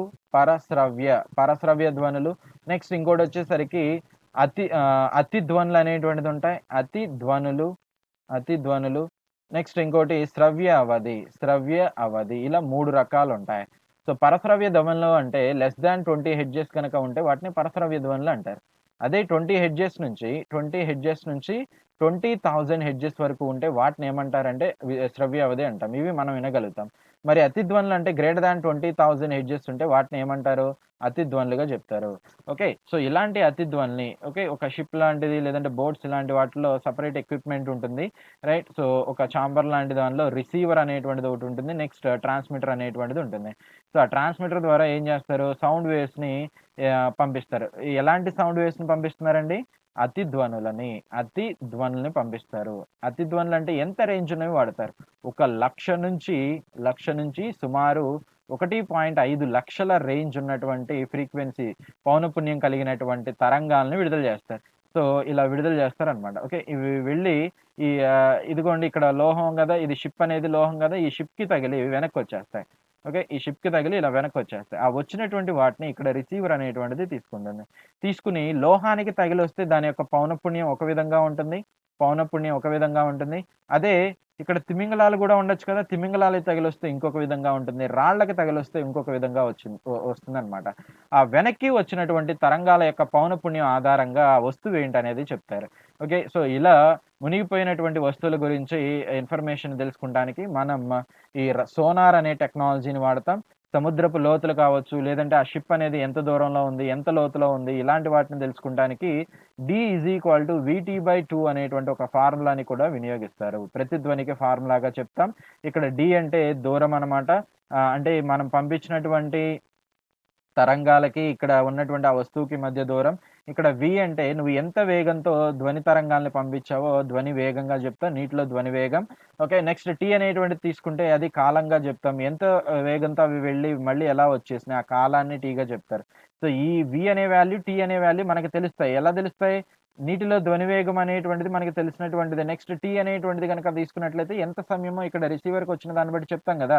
సో, ఆ రెండిటి విలువలని ఆధారంగా నీటిలో ధ్వనివేగం ఎలా ఉంటుంది? సుమారు 1480 మీటర్ల పర్ సెకన్‌గా ఉండటం జరుగుతుంది. సో, ఇలాంటి వాటిని అప్లై చేసి, మళ్ళీ ఈ వాల్యూ అనేది అది ఉప్పు నీరా? లేదంటే మంచి నీరా? వీటిని బట్టి కూడా లిటిల్ బిట్ వేరియేషన్ అనేది ఉంటుందనమాట.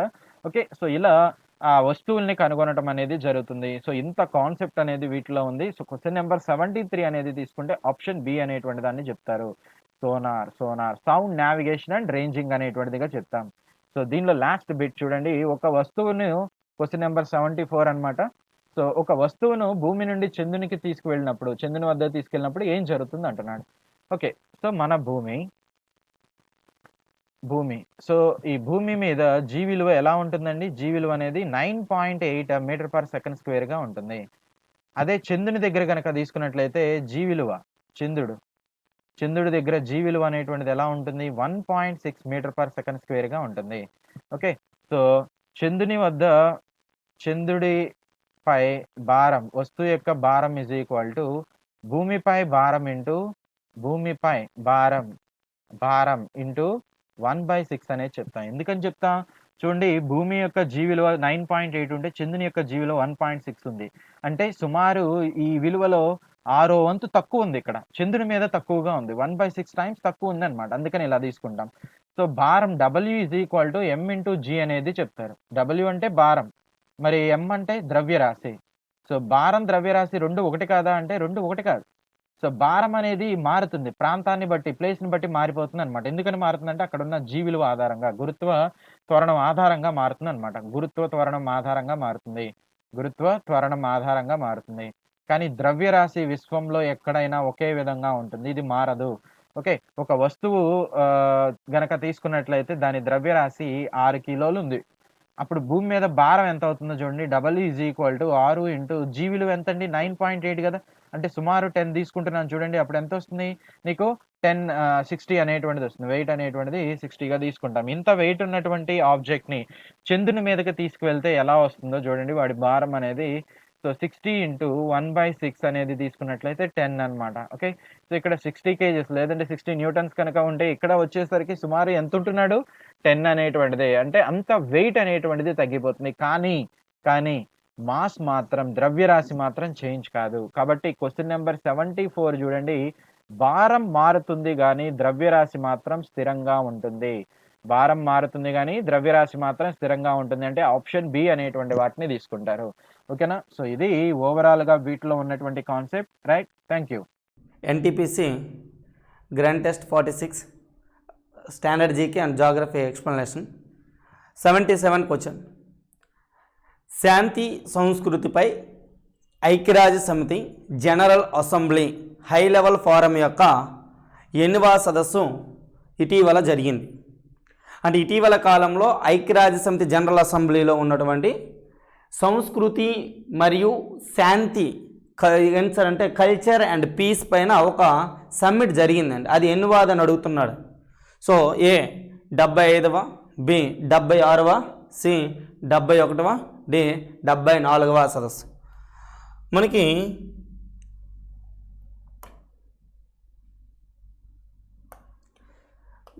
74 సమ్మిట్ 74వ సదస్సు జరిగి ఐక్యరాజ్య సమితి జనరల్ అసెంబ్లీ. మనం ఈ జనరల్ అసెంబ్లీ అనేది యుఎన్ఓ ఉన్నటువంటి యుఎన్ఓలో 6 ప్రధాన అంగాలు ఉంటాయండి. 6 ప్రధాన అంగాలు అనేవి ఉంటాయి, బాడీస్. ఇందులో ఒక బాడీ ఏంటి సార్ అంటే జనరల్ అసెంబ్లీ అండి, సాధారణ సభ. ఈ సాధారణ సభలో పర్మనెంట్ కంట్రీస్ అండి, అంటే శాశ్వత దేశాలు, శాశ్వత సభ్య దేశాలు ఏంటంటే మనకి 5 అండి. అదేవిధంగా మనకి తాత్కాలిక సభ్య దేశాలు, తాత్కాలిక సభ్య దేశాలు ఏంటంటే 10 ఉంటాయండి. ఓవరాల్గా మనకి పర్మనెంట్ కంట్రీస్ 5 ఉంటాయి, తాత్కాలిక సభ్య దేశాలు 10 అండి. ఆ తాత్కాలిక సభ్య దేశాల్లో మన భారత్ ఇప్పటి వరకు 8 సార్లు సభ్యత్వం పొందింది. ఓకేనా? ఇందులో మనకి పర్మనెంట్ కంట్రీస్ అంటే ఏమొస్తాయంటే ఒకటి France, Britain, Russia, America,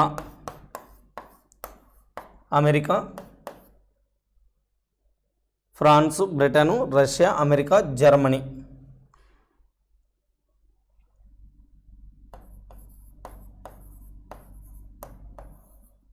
sorry, Germany కాదు సార్, చైనా,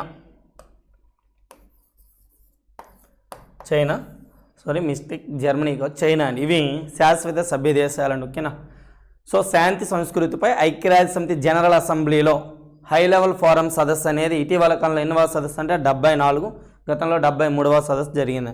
జనరల్ అసెంబ్లీ అనేది యుఎన్ఓలో ఉన్నటువంటి ఒక అంగం అండి. 6 అంగాలు ఉంటాయని చెప్పుకుని 6 అంగాల్లో జనరల్ అసెంబ్లీ ఒకటి. Next one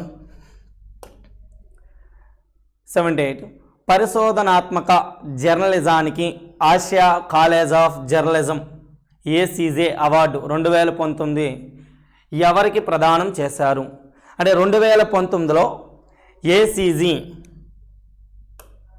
Asian college of journalism అండి.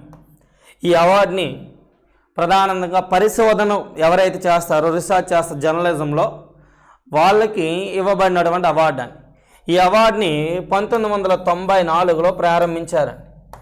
ఈ ఏషియన్ కాలేజ్ ఆఫ్ జర్నలిజం అనే సంస్థని 1994లో స్టార్ట్ చేయడం జరిగింది. సో దీని యొక్క మొదటి ప్రధాన కార్యాలయం అయితే కర్ణాటక బెంగళూరులో ఉండేదండి. బెంగళూరు ఈ సంస్థ. ప్రస్తుతం దీని యొక్క ప్రధాన కార్యాలయం చెన్నైకి మార్చారండి. సో దీన్ని హిందూ ఎక్స్ప్రెస్ గ్రూప్ కంపెనీ దీనిలో ఒక ప్రధాన భాగంగా ఉంది. ఇండియన్ ఎక్స్ప్రెస్ గ్రూప్ అండి. ఇండియన్ ఎక్స్ప్రెస్ గ్రూప్ దీని ప్రధాన భాగంగా ఉంది. సో ఈ అవార్డు ఎవరికి వచ్చింది? A Nitin Sethi, B Joshy Joseph, C Neha Dikshit, D Chitra Subramaniam. So answer A అండి, నితిన్ సేతికి ఈ అవార్డు రావడం జరిగింది 2019 గాను. ఏ అవార్డు అండి? ఆసన్ కాలేజ్ ఆఫ్ జర్నలిజం. చూసుకోండి, ఏసేజే. సో దీన్ని 1994లో స్టార్ట్ చేశారు. బెంగళూరులో ఉంటుంది ఈ సంస్థ. దీనికి ప్రధానంగా ఎవరు సార్ అంటే ఇండియన్ ఎక్స్ప్రెస్ అండి. ఇండియన్ ఎక్స్ప్రెస్ గ్రూప్ అండి. ఓకేనండి, ఇది జర్నలిజంలో రీసెర్చ్ చేసిన వాళ్ళకి ఇచ్చిన అవార్డు. ఓకేనండి, నెక్స్ట్ వన్ 79. ఉత్తరప్రదేశ్లోని ఆగ్రా ఏ నది ఒడ్డున ఉంది? A Narmada, B Gomti, C Ganga, D Yamuna. Agra అనేది ప్రధానంగా మనకి ఏ నది ఒడ్డున కలదని అడిగాడు. ఓకేనా, చూడండి సార్, ఇది మనకి గంగా నది అండి. ఇలా వస్తుంది, ఇది గంగా నది. ఇలా వచ్చినటువంటి నది యమునా నది అండి. ఇది గంగా రివరు, ఇది యమునా రివర్ అండి. యమున. ఈ నది ఒడ్డున ఢిల్లీ అనే ఒక నగరం ఉంది, మరియు ఉత్తరప్రదేశ్లో ఆగ్రా అనే పట్టణం ఉందండి. ఈ ఆగ్రా ఒడ్డున ఉన్నటువంటి ప్రధానమైన కట్టడమే తాజ్మహల్ కట్టడం అండి. ఏ కట్టడం ఉంది ఇక్కడ? తాజ్మహల్. తాజ్మహల్ అనే ఒక ప్రాచీనమైన కట్టడం ఎక్కడ కలదంటే ఆగ్రాలో కలదండి. సో ఇక్కడ ఆగ్రా తాజ్మహల్ నేను మనం కూడా చెప్పుకోవడం గత పేపర్లో. SO2 సల్ఫర్ డయాక్సైడ్ అనే ఒక కాలుష్యకారకమైన మూలకం అండి. ఈ సల్ఫర్ డయాక్సైడ్ వల్ల మనకేమవుతుందంటే తెల్ల పాలరాతితో ఉన్నటువంటి తాజ్మహల్ నల్లగా మారడానికి ప్రధానంగా ఆగ్రా పట్టణానికి సమీపంలో ఆ తాజ్మహల్ చుట్టుపక్కల ఎక్కువగా ఏ వాయువు రిలీజ్ అవుతుందండి? Sulphur dioxide. ఓకేనా, అని ఇక్కడ ఆన్సర్ ఏమొస్తుంది సార్ అంటే యమునా నది. ఓకేనా, నెక్స్ట్ వన్. యమున చూసుకుంటే భారతదేశ ఉపనదుల్లోకెల్లా అతి పొడవైన ఉపనది యమున అండి. మరియు గంగా నది ఉపనదుల్లోకెల్లా పొడవైనది కూడా ఏంటి సార్ అంటే యమున. భారతదేశ ఉపనదుల్లోకెల్లా పొడవైనది గంగా నది, ఉపనదుల్లోకెల్లా పొడవైన నది యమునా నది. ఓకేనా, next one. I do what I do అనే పుస్తక రచయిత ఎవరు? A Raghuram Rajan, B Amish Tripathi, C Pranab Mukherjee, D Sangeet Ghosh. నేను రచించారు అని. So I do what I do అనే పుస్తకం అండి. దీన్ని 2016లో నోట్ల రద్దులో భాగంగా, నోట్లు రద్దు అండి, డిమానిటైజేషన్లో భాగంగా మాజీ RBI గవర్నర్ అండి, 23వ గవర్నరు రఘురామ్ రాజన్ రాశారండి.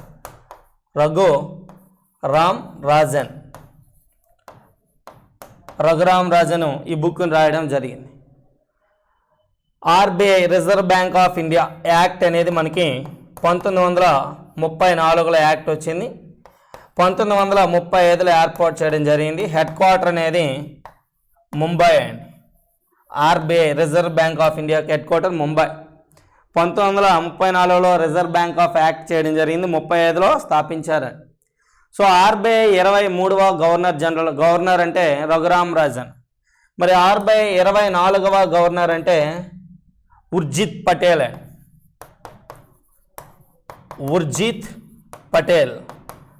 RBI 25వ ప్రస్తుత గవర్నర్ అంటే 25వ గవర్నర్ అంటే ప్రస్తుతం శక్తికాంత్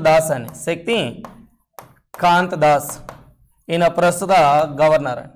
ఓకేనా, అండ్ ఇక్కడ ఆన్సర్ ఏంటి సార్ అంటే ఏ రఘురామ్ రాజన్ అండి. ఓకేనా. Next one 81. ప్రస్తుత గ్రామీణ అభివృద్ధి మంత్రి మరియు పంచాయతీరాజ్ శాఖ మంత్రి ఎవరు? అంటే ప్రస్తుత గ్రామీణ అభివృద్ధి మరియు పంచాయతీరాజ్ శాఖ మంత్రి ఎవరు? రూరల్ డెవలప్మెంట్ అని మనకి ఇక్కడికి వచ్చేది ఏంటి సార్ అంటే రూరల్ గ్రామీణ అభివృద్ధి శాఖ మంత్రి, పంచాయతీరాజ్ శాఖ. A Anant Kumar, B Chaudhary Birender Singh, C Nitin Gadkari, D Narendra Singh Tomar and answer Narendra Singh Tomar ప్రస్తుతం మనకి కేంద్ర గ్రామీణ అభివృద్ధి మరియు పంచాయతీరాజ్ శాఖకి మినిస్టర్గా పనిచేయడం జరుగుతుంది. నితిన్ గడ్కరీ అండ్ రోడ్లు రవాణా శాఖ మంత్రి. నెక్స్ట్ ఇంకోటి ఏంటి సార్ అండి MSME micro small medium enterprises అని సూక్ష్మ చిన్న మధ్యతర పరిశ్రమల శాఖ మంత్రి నితిన్ గడ్కరీ. చౌదరి బీరేందర్ సింగ్ అండి ఈయన చౌదరి బీరేందర్ సింగ్ మనకి ఇనుము ఉక్కు పరిశ్రమల శాఖ మంత్రి బీరేందర్ సింగ్ అండి. ఓకేనా. Next one 82. బింబెక్ రాక్ షెల్టర్ యునెస్కోచే గుర్తించబడిన ఈ ప్రాంతం ఏ రాష్ట్రంలో కలదు? బింబెక్ రాక్ షెల్టర్ అంటే బింబెక్ అనే శిలాగృహాలని, ఈ బింబెక్ అనే శిలాగృహాలు అని చూడండి సార్. ఇక్కడ బింబెట్కా అంటే బింబెక్ శిలాగృహాలు, రాతి గృహాలు అండి, శిలాగృహాలు. ఇవి మనకి ఏ రాష్ట్రంలో కలవంటే మధ్యప్రదేశ్ రాష్ట్రంలో కలవ. ఇవి మనకి మధ్యప్రదేశ్లో ఆది మానవుల యొక్క మనుగడని తెలియజేస్తాయండి. ఆది మానవుడు యొక్క మనుగడను తొలిసారిగా ఏ గృహాల్లో ప్రాచీనమైన గృహాలు ఆది మానవుడి యొక్క మనుగడని తెలియజేస్తాయి. ఈ గృహాలు మనకి ఎక్కడ కలవంటే మధ్యప్రదేశ్ రాష్ట్రంలో కలవు. ఇక్కడ ఆన్సర్ బి ఏంటి sir? Bihar, B Madhya Pradesh, C Chhattisgarh, D Assam. Answer B అని మధ్యప్రదేశ్. దీన్ని యునెస్కో చేత గుర్తించబడిన సంవత్సరం అని. యునెస్కో వరల్డ్ హెరిటేజ్ జాబితాలో దీనికి ఎప్పుడు చోటు సంపాదించిందంటే 2003లో దీన్ని బింబెక్ కేవ్స్ అనేవి 2003లో యునెస్కో అండర్ వరల్డ్లోకి వెళ్తాయండి. యునెస్కో చేత గుర్తించబడిన సంవత్సరం. యునెస్కో అంటే మనకు తెలుసు కదండి, united nation educational scientific cultural organization. ఓకేనండి. నెక్స్ట్ వన్ కుంభల్గర్ అండి. ఏంటి సార్ అంటే కుంభల్గర్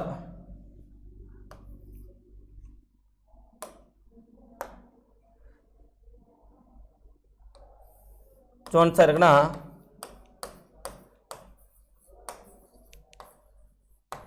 కుంభల్గర్ కోట ఏ రాష్ట్రంలో ఉంది? A Himachal Pradesh, B Gujarat, C Madhya Pradesh, D Rajasthan అండి.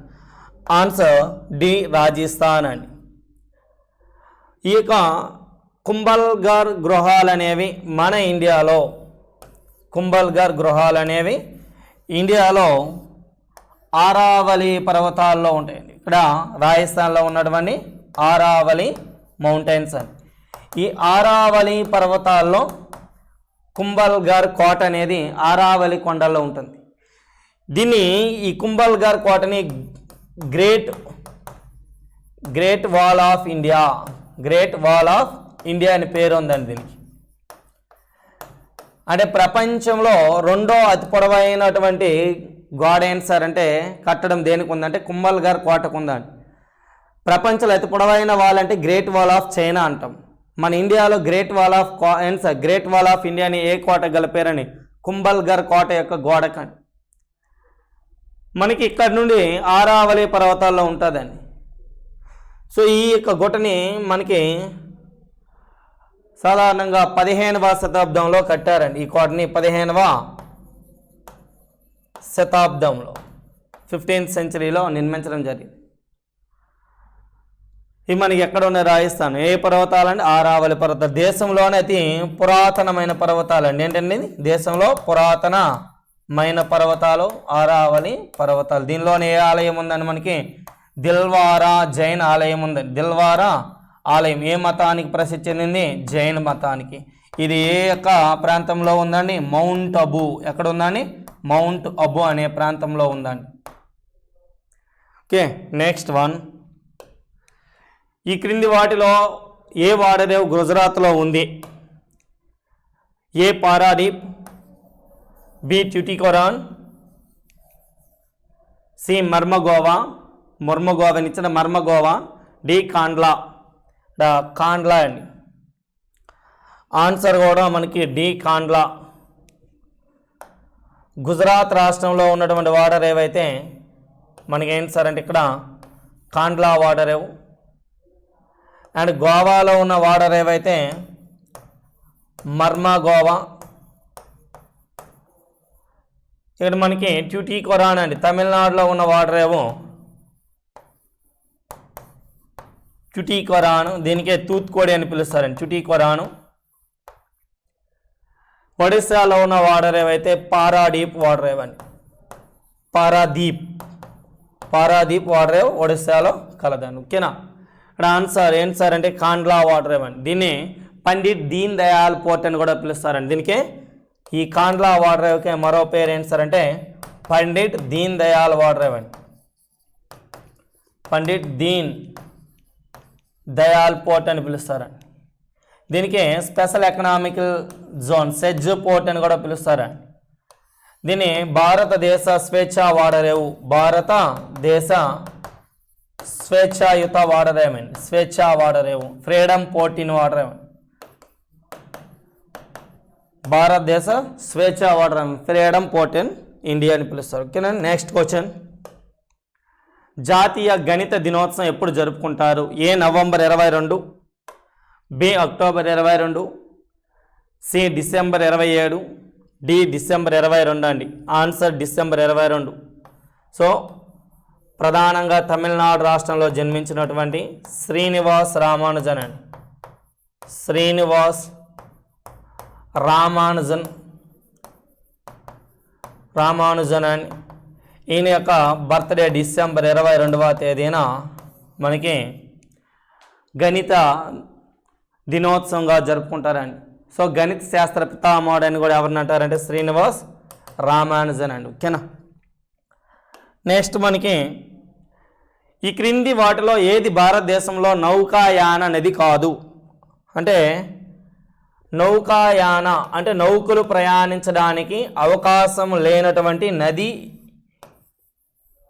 అక్కడ ఇచ్చినటువంటి నదుల్లో ఏ నది నౌకాయానానికి అవకాశం లేనిది అని అన్నాడు. వాడు ఏంటి సార్ అంటే ఇలా చీనాబ్ నది ఇచ్చాడు. ఇది చీనాబ్ రివర్ అండి. ఇది చీనాబ్ రివరు. 2 గోదావరి నది ఎలా ఇచ్చాడండి. గోదావరి, చీనాబ్. 3 ఇది వింధ్యా మౌంటైన్స్ అండి. ఇవి వింధ్యా పర్వతాలు. ఇది ఆరావళి పర్వతాలు అండి. ఈ రెండింటి మధ్య గుండా ప్రయాణించినటువంటి నదే నర్మదా నది అండి. నర్మదా. ఇక్కడ నర్మదా రివర్ ఏదైతే ఉందో మనకి ఈ నది వింధ్యా సాత్పురా పర్వతాల మధ్య గుండా ప్రయాణిస్తుందండి. 3 బ్రహ్మపుత్ర నది ఇలా వస్తుంది. ఇది మనకి బ్రహ్మపుత్ర రివర్ అండి. హిమాలయ నదుల్లో అతిపెద్ద నది, అతి పొడవైన నది, అతిపెద్ద నది బ్రహ్మపుత్ర నది. దీనిలో మనకి ఏది ఎక్కడ నౌకలు ప్రయాణించడానికి వీలు లేకుండా ఉంటుందంటే నర్మదా నది పైన అండి. కారణం ఏంటంటే భారతదేశంలోని అతి ఎక్కువగా నీటి పారుదల ప్రాజెక్టులు నిర్మించబడి ఉన్న నది నర్మదా నది ఒకటి. అయితే ఇది వింధ్యా సాత్పురా పర్వతాల మధ్య పగుల లోయల గుండా ప్రయాణిస్తుందండి. పగుల లోయలు, చిన్న చిన్న లోయలని ఇలా అప్ అండ్ డౌన్ వెళ్తుంటాయి. సో ఇక్కడ నౌకాయానానికి అంత అనుకూలమైన వాతావరణం అనేది ఈ నదిలో ఉండదండి. రన్ దట్ మళ్ళీ ఇంకోటి ఏంటి సార్ ఇక్కడ ప్రాజెక్టులు అనేకంగా ఉన్నాయండి. అందుకే ఇది పొగుల లోయల నది అని పిలుస్తారండి. దీనికి పొగులు లోయల నది, దీన్ని రిఫ్ట్ వ్యాలీ రివర్ అంటారండి. ఏమంటారు? రిఫ్ట్ వ్యాలీ రివర్ అని పిలుస్తారండి. రిఫ్ట్ వ్యాలీ రివర్ అని పేరు ఉంది, పొగుల లోయల నది అని పిలుస్తారండి. ఓకేనా? ఆన్సర్ ఇక్కడ ఏమొస్తుంది సార్ అంటే మనకి ఇప్పుడు నర్మదా నది పైన ఉందండి. నెక్స్ట్ వన్ చూస్తే జర్మనీ పోలాండ్ దేశాల మధ్య సరిహద్దు రేఖ ఏమిటి? ఇక్కడ జర్మనీ పోలాండ్ దేశాల మధ్య సరిహద్దు రేఖ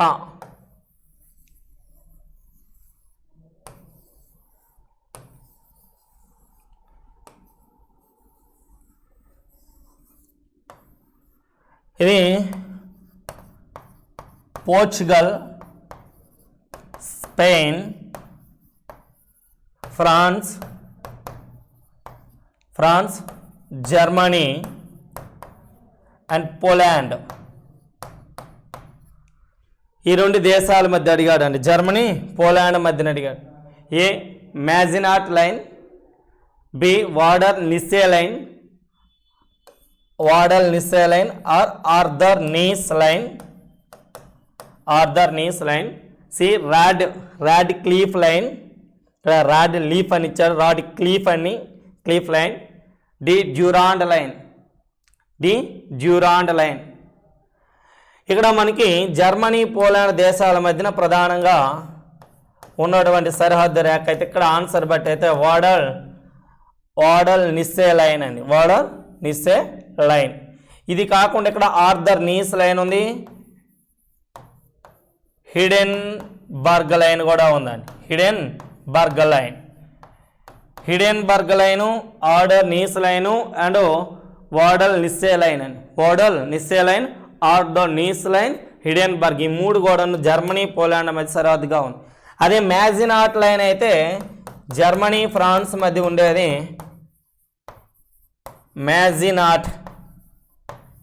మ్యాజినాట్ లైన్ అండి. ఇదేంటి ఇక్కడ మనం చెప్పుకున్నాం జిపిఎస్ అనేది జిపిఎస్ సిస్టమ్ అండి, గ్లోబల్ పొజిషనింగ్ సిస్టమ్ అంటారు కదా, అమెరికా యొక్క కమ్యూనికేషన్ వ్యవస్థ అండి, అంతరిక్ష కమ్యూనికేషన్ వ్యవస్థ జిపిఎస్, గ్లోబల్ పొజిషనింగ్ సిస్టమ్. ఈ జిపిఎస్లో జర్మనీ, ఫ్రాన్సు, ఇక్కడ ఏంటి సార్ అంటే సీక్ ఫ్రైడ్ లైన్ కూడా ఉంటుంది. ఇక్కడ ఎం అండి, జిపిఎస్ అనేది మంచిగా ఉంటుంది. ఎం అంటే మ్యాజినాట్ లైను, ఎస్ అంటే సీక్ ఫ్రైడ్ లైన్ అయితే ఈ రెండు కూడా మనకి ఫ్రాన్స్కి జర్మనీ మధ్యన ఉంటాయండి. ఓకేనా? నెక్స్ట్ క్వశ్చన్, కావేరి మరియు వైగా నదులు ఏ రాష్ట్రంలో కలవనటివాడని? కావేరి మరియు వైగా నదులు ఏ రాష్ట్రంలో కలవు? ఇవి పశ్చిమ కనుమలని. ఈ పశ్చిమ కనుమల్లో పుట్టి మనకి ప్రయాణించినటువంటి రెండు నదులు ఇలాగ తమిళనాడు గుండా వాడి కావేరి. దీనికి ప్రాచీనంలో మరో పేరు కూడా ఉండేదండి. మొదట దక్షిణ గంగా నది అని ఏ నదికి గల పేరంటే కావేరి నదికి గల పేరండి ప్రాచీన భారతదేశంలో. ఆధునికంగా వచ్చినప్పటికీ దీని యొక్క ప్రాముఖ్యత తగ్గడంతో ప్రస్తుతం దక్షిణ గంగా అని ఏ నదిని పిలవడం జరుగుతుందంటే గోదావరి నదిని పిలుస్తున్నారండి. కానీ మొదట్లో దక్షిణ గంగా అనే ఏ నదికి గల పేరంటే కావేరి నది గల పేరు. ఈ కావేరి నది కేరళలో పుట్టి తమిళనాడు గుండా ప్రయాణించిన మరో నది ఉందండి. ఇది నేరుగా పాక్ జలసంధిలో కలుస్తుందండి. ఎందులో కలుస్తుంది? పాక్ జలసంధిలో కలుస్తుంది. ఈ నది పేరే వైగా నది అండి. వైగా ఇది తమిళనాడు గుండా ప్రయాణిస్తుంది. తమిళనాడు అండ్ కేరళ బార్డర్లో పుట్టి ఇలా జన్మిస్తుంది. ఇది కావేరి కర్ణాటకలో, గోదావరి మహారాష్ట్రలో జన్మిస్తుంది. సో ఇక్కడ answer A Tamil Nadu, B Kerala, C Karnataka, D Andhra Pradesh. Answer A అండి తమిళనాడు. ఓకేనా? నెక్స్ట్ వన్, ఈ క్రింది రాష్ట్రాల్లో క్రైస్తవులలో అత్యధిక నిష్పత్తి ఉన్న రాష్ట్రం ఏది? క్రైస్తవులు ఎక్కువ నిష్పత్తి అండి. A Goa, B Kerala, C Mizoram, D Nagaland. Answer Goa అండి. నిష్పత్తి పరంగా గోవా ఎక్కువ ఉంటారు. కానీ క్రైస్తవుల సంఖ్య ఎక్కువగా ఉన్న రాష్ట్రాలు అంటే మనకి కేరళ రాష్ట్రం వస్తుంది. కేరళ తర్వాత నాగాలాండ్ రాష్ట్రం వస్తుందండి. నాగాలాండ్ రాష్ట్రం తర్వాత మనకి మిజోరం, కొన్ని రాష్ట్రాల్లో వస్తుంది. ఈ నాగాలాండ్ వాళ్ళ అధికార భాష ఇప్పటికీ ఇంగ్లీష్ అండి. భారతదేశంలో ఇంగ్లీష్ అధికార భాషగా కొనసాగుతున్న ఏకైక రాష్ట్రం నాగాలాండ్. ఇక్కడ మనకేం సార్, నాగాలు అనే ఒక గిరిజన తెగ ఉంటారండి వీళ్ళు, నాగాలు. ఈ నాగాలాండ్ రాష్ట్రంలో ప్రసిద్ధి చెందినటువంటి ఒక పండగ ఉంటుందండి, హార్న్బిల్ పండగ. హార్న్బిల్ పండగ గత కొద్ది సంవత్సరాల నుండి మనకి రైల్వేలో తరచుగా అడుగుతున్న బిట్టు, స్టేట్ లెవెల్లో అడుగుతున్న బిట్టు హార్న్బిల్ ఫెస్టివల్ అనేది. This state is conducted in Hornbill Festival. ఏ రాష్ట్రం హార్న్బిల్ అనే పండగ జరుపుకుంటారు అంటే నాగాలాండ్ రాష్ట్రం అండి, హార్న్బిల్ పండగ. నెక్స్ట్ క్వశ్చన్ పాలిటిక్స్ సంబంధించి, భారతదేశంలో మొదటి మున్సిపల్ కార్పొరేషన్ ఎక్కడ ఏర్పాటు చేశారు? ఏంటంటే మున్సిపల్ కార్పొరేషన్ ఫస్ట్ అని చెప్పి అడుగుతా ఉన్నారు. ఎక్కడ ఏర్పాటు చేశారని ఆన్సర్ తీసుకుంటా ఉంటే కలకత్తా, మద్రాస్, బొంబాయి, ఢిల్లీ. ఆన్సర్ వచ్చరికి మద్రాస్. ఆల్రెడీ మీకు లోకల్ గవర్నమెంట్ చెప్పేటప్పుడు మనం చెప్పుకున్నాం. ఇట్లా సార్ అంటే ఇది 1687లోనే ఏర్పాటు చేశారు, గుర్తుపెట్టుకోండి. జనరల్గా మనకి 1600లో మనకి డిసెంబర్ 31న మనకి అప్రూవల్ తీసుకొని మనకి జాన్ కంపెనీ లేకుంటే మర్చెంట్ అడ్వెంచర్ గ్రూప్ అనేది భారతదేశానికి వచ్చి వీళ్ళు మనకి బ్రిటిష్ ఈస్ట్ ఇండియాగా అడ్మినిస్ట్రేషన్ చేశారని చెప్పుకున్నాం. తర్వాత 1773 regulating act. 1773 regulating act, right. ఈ 1773 రెగ్యులేటింగ్ యాక్ట్ రాకముందే, ఇది చాలా కీ పాయింట్, 1773లో మనకి రెగ్యులేటింగ్ యాక్ట్ రాకముందే భారతదేశంలో మొదటిసారిగా 1687లో మద్రాసులో ఏర్పాటు చేశారు. Very very important. ఇక 1600 తర్వాత మనం తీసుకుంటా ఉన్నప్పుడు తర్వాత నెక్స్ట్ ఎక్కడ ఏర్పాటు చేశారంటే కలకత్తాలో ఏర్పాటు చేశారు. థర్డ్ వన్ వచ్చరికి ముంబాయి, తర్వాత వచ్చరికి లాస్ట్లో ఢిల్లీగా మనం చెప్పుకోవచ్చు. అంటే ఇక్కడ తీసుకోవాల్సిన పాయింట్ ఏంటంటే ఈరోజు మున్సిపాలిటీలు అనేవి మనకి పట్టణాల్లో మనకు కనిపిస్తూ ఉంటాయి, అంతే కదా. పంచాయతీ రాజులు అనేవి మనకి గ్రామీణ ప్రాంతాల్లో మనకు కనిపిస్తూ ఉంటాయి. సో ఈ విధంగా లోకల్ బాడీస్ని అంటే స్థానికంగా ఉన్నటువంటి పరిపాలనను బలపరచడం కొరకు మనకు వచ్చినటువంటి కాన్సెప్టే స్థానిక పరిపాలన, లేకుంటే స్థానిక సంస్థలు, స్థానిక స్వపరిపాలన అని కూడా దీన్ని మనం పిలుచుకోవచ్చు, స్వపరిపాలన. ఈ స్థానిక స్వపరిపాలనకి బ్రిటిష్ కాలంలో ఎవరు సార్ ఫాదర్ అంటే లార్డ్ రిప్పన్ గారు. లార్డ్ రిప్పన్ అనైనా స్థానిక సంస్థలకు పితామహుడిగా చెప్పుకోవచ్చు. సో దీన్ని పెరిఫెరల్గా కూడా మనం చూసుకున్నాం అనమాట, రైట్. నెక్స్ట్ క్వశ్చన్, క్రింది వానులు ఏది అనుపాత ప్రాతినిధ్య వ్యవస్థ యొక్క లక్షణం? అంటే కొన్ని మనకి తెలుగు మీడియం అయినప్పుడు కూడా కొన్ని ఇంగ్లీష్ పదాలు మనం తీసుకోవాలి. అనుపాత ప్రాతినిధ్య పద్ధతి, ప్రపోర్షనల్ రిప్రజెంటేటివ్ అంటారన్నమాట. ప్రపోర్షనల్ రిప్రజెంటేటివ్ అంటారన్నమాట. రిప్రజెంటేటివ్ అంటే ప్రాతినిధ్యం అనమాట. సరే, ఏది లక్షణం అని చెప్పి చూడుతూ ఉన్నాడు. దేశము నియోజకవర్గాలు లేదా జిల్లాలు అని పిలువబడే చిన్న భౌగోళిక విభాగాలుగా విభజించబడింది. దేశం అనేది నియోజకవర్గాలు, జిల్లాలు, చిన్న భౌగోళిక ప్రాంతాలుగా విభజించారనేది చెప్తున్నాడు. ఎన్నికల్లో గెలిచిన అభ్యర్థికి మెజారిటీ ఓట్లు రాకపోవచ్చు అంటున్నాడు. ఎంత? 51. శాసనసభలో ఓట్ల కంటే ఒక పార్టీకి ఎక్కువ సీట్లు లభిస్తాయి. ఎక్కువ సీట్లు అంటున్నాడు.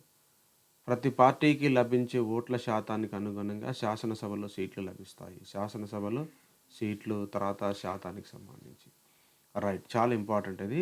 ప్రపోర్షనల్ రిప్రజెంటేటివ్ అంటే ఆన్సర్ వచ్చరికి మనకి డి ఆన్సర్ అనమాట. ఇదేది కాదు. ఇది ఎందుకు కాదు సార్ అంటే మనకి నియోజకవర్గాలని, జిల్లాలు, భౌగోళిక ప్రాంతాలు మనకి అసలు లేనే లేదు. రాంగ్ స్టేట్మెంట్ ఇది. ఒకవేళ ఎన్నికల్లో గెలిచిన అభ్యర్థి మెజారిటీ ఓట్లు రాకపోవచ్చా అంటే అది కూడా తప్పది. సో అది కూడా తప్పే. అసలు స్టేట్మెంటే కరెక్ట్ లేదు, పక్కన పెట్టేసుకుంటా ఉంటే. శాసనసభలో ఓట్ల కంటే ఒక పార్టీకి ఎక్కువ సీట్లు లభిస్తాయి, ఒక పార్టీకి ఎక్కువ సీట్లు లభిస్తూ ఉంటాయి. ఇది కూడా తప్పే కానీ కనిపిస్తూ ఉంటుంది. అంటే మనకి తీసుకుంటా ఉంటే ఏంటి సార్ అంటే ప్రపోర్షనల్ రిప్రజెంటేటివ్ అంటే మనకి ప్రతి పార్టీకి ఎన్నికల్లో పోటీ చేస్తారు, చాలామంది పార్టీలు పోటీ చేస్తారు. ప్రతి పార్టీకి లభిస్తున్నటువంటి సీట్లు శాతము, దానికి అనుగుణంగా సీట్లు మనకి ఎలక్షన్ జరుగుతూ ఉంటే ఈ సంవత్సరం మా ఓటు శాతం అనేది పెరిగింది అంటారు. ఓటు శాతం పెరిగింది అంటారు.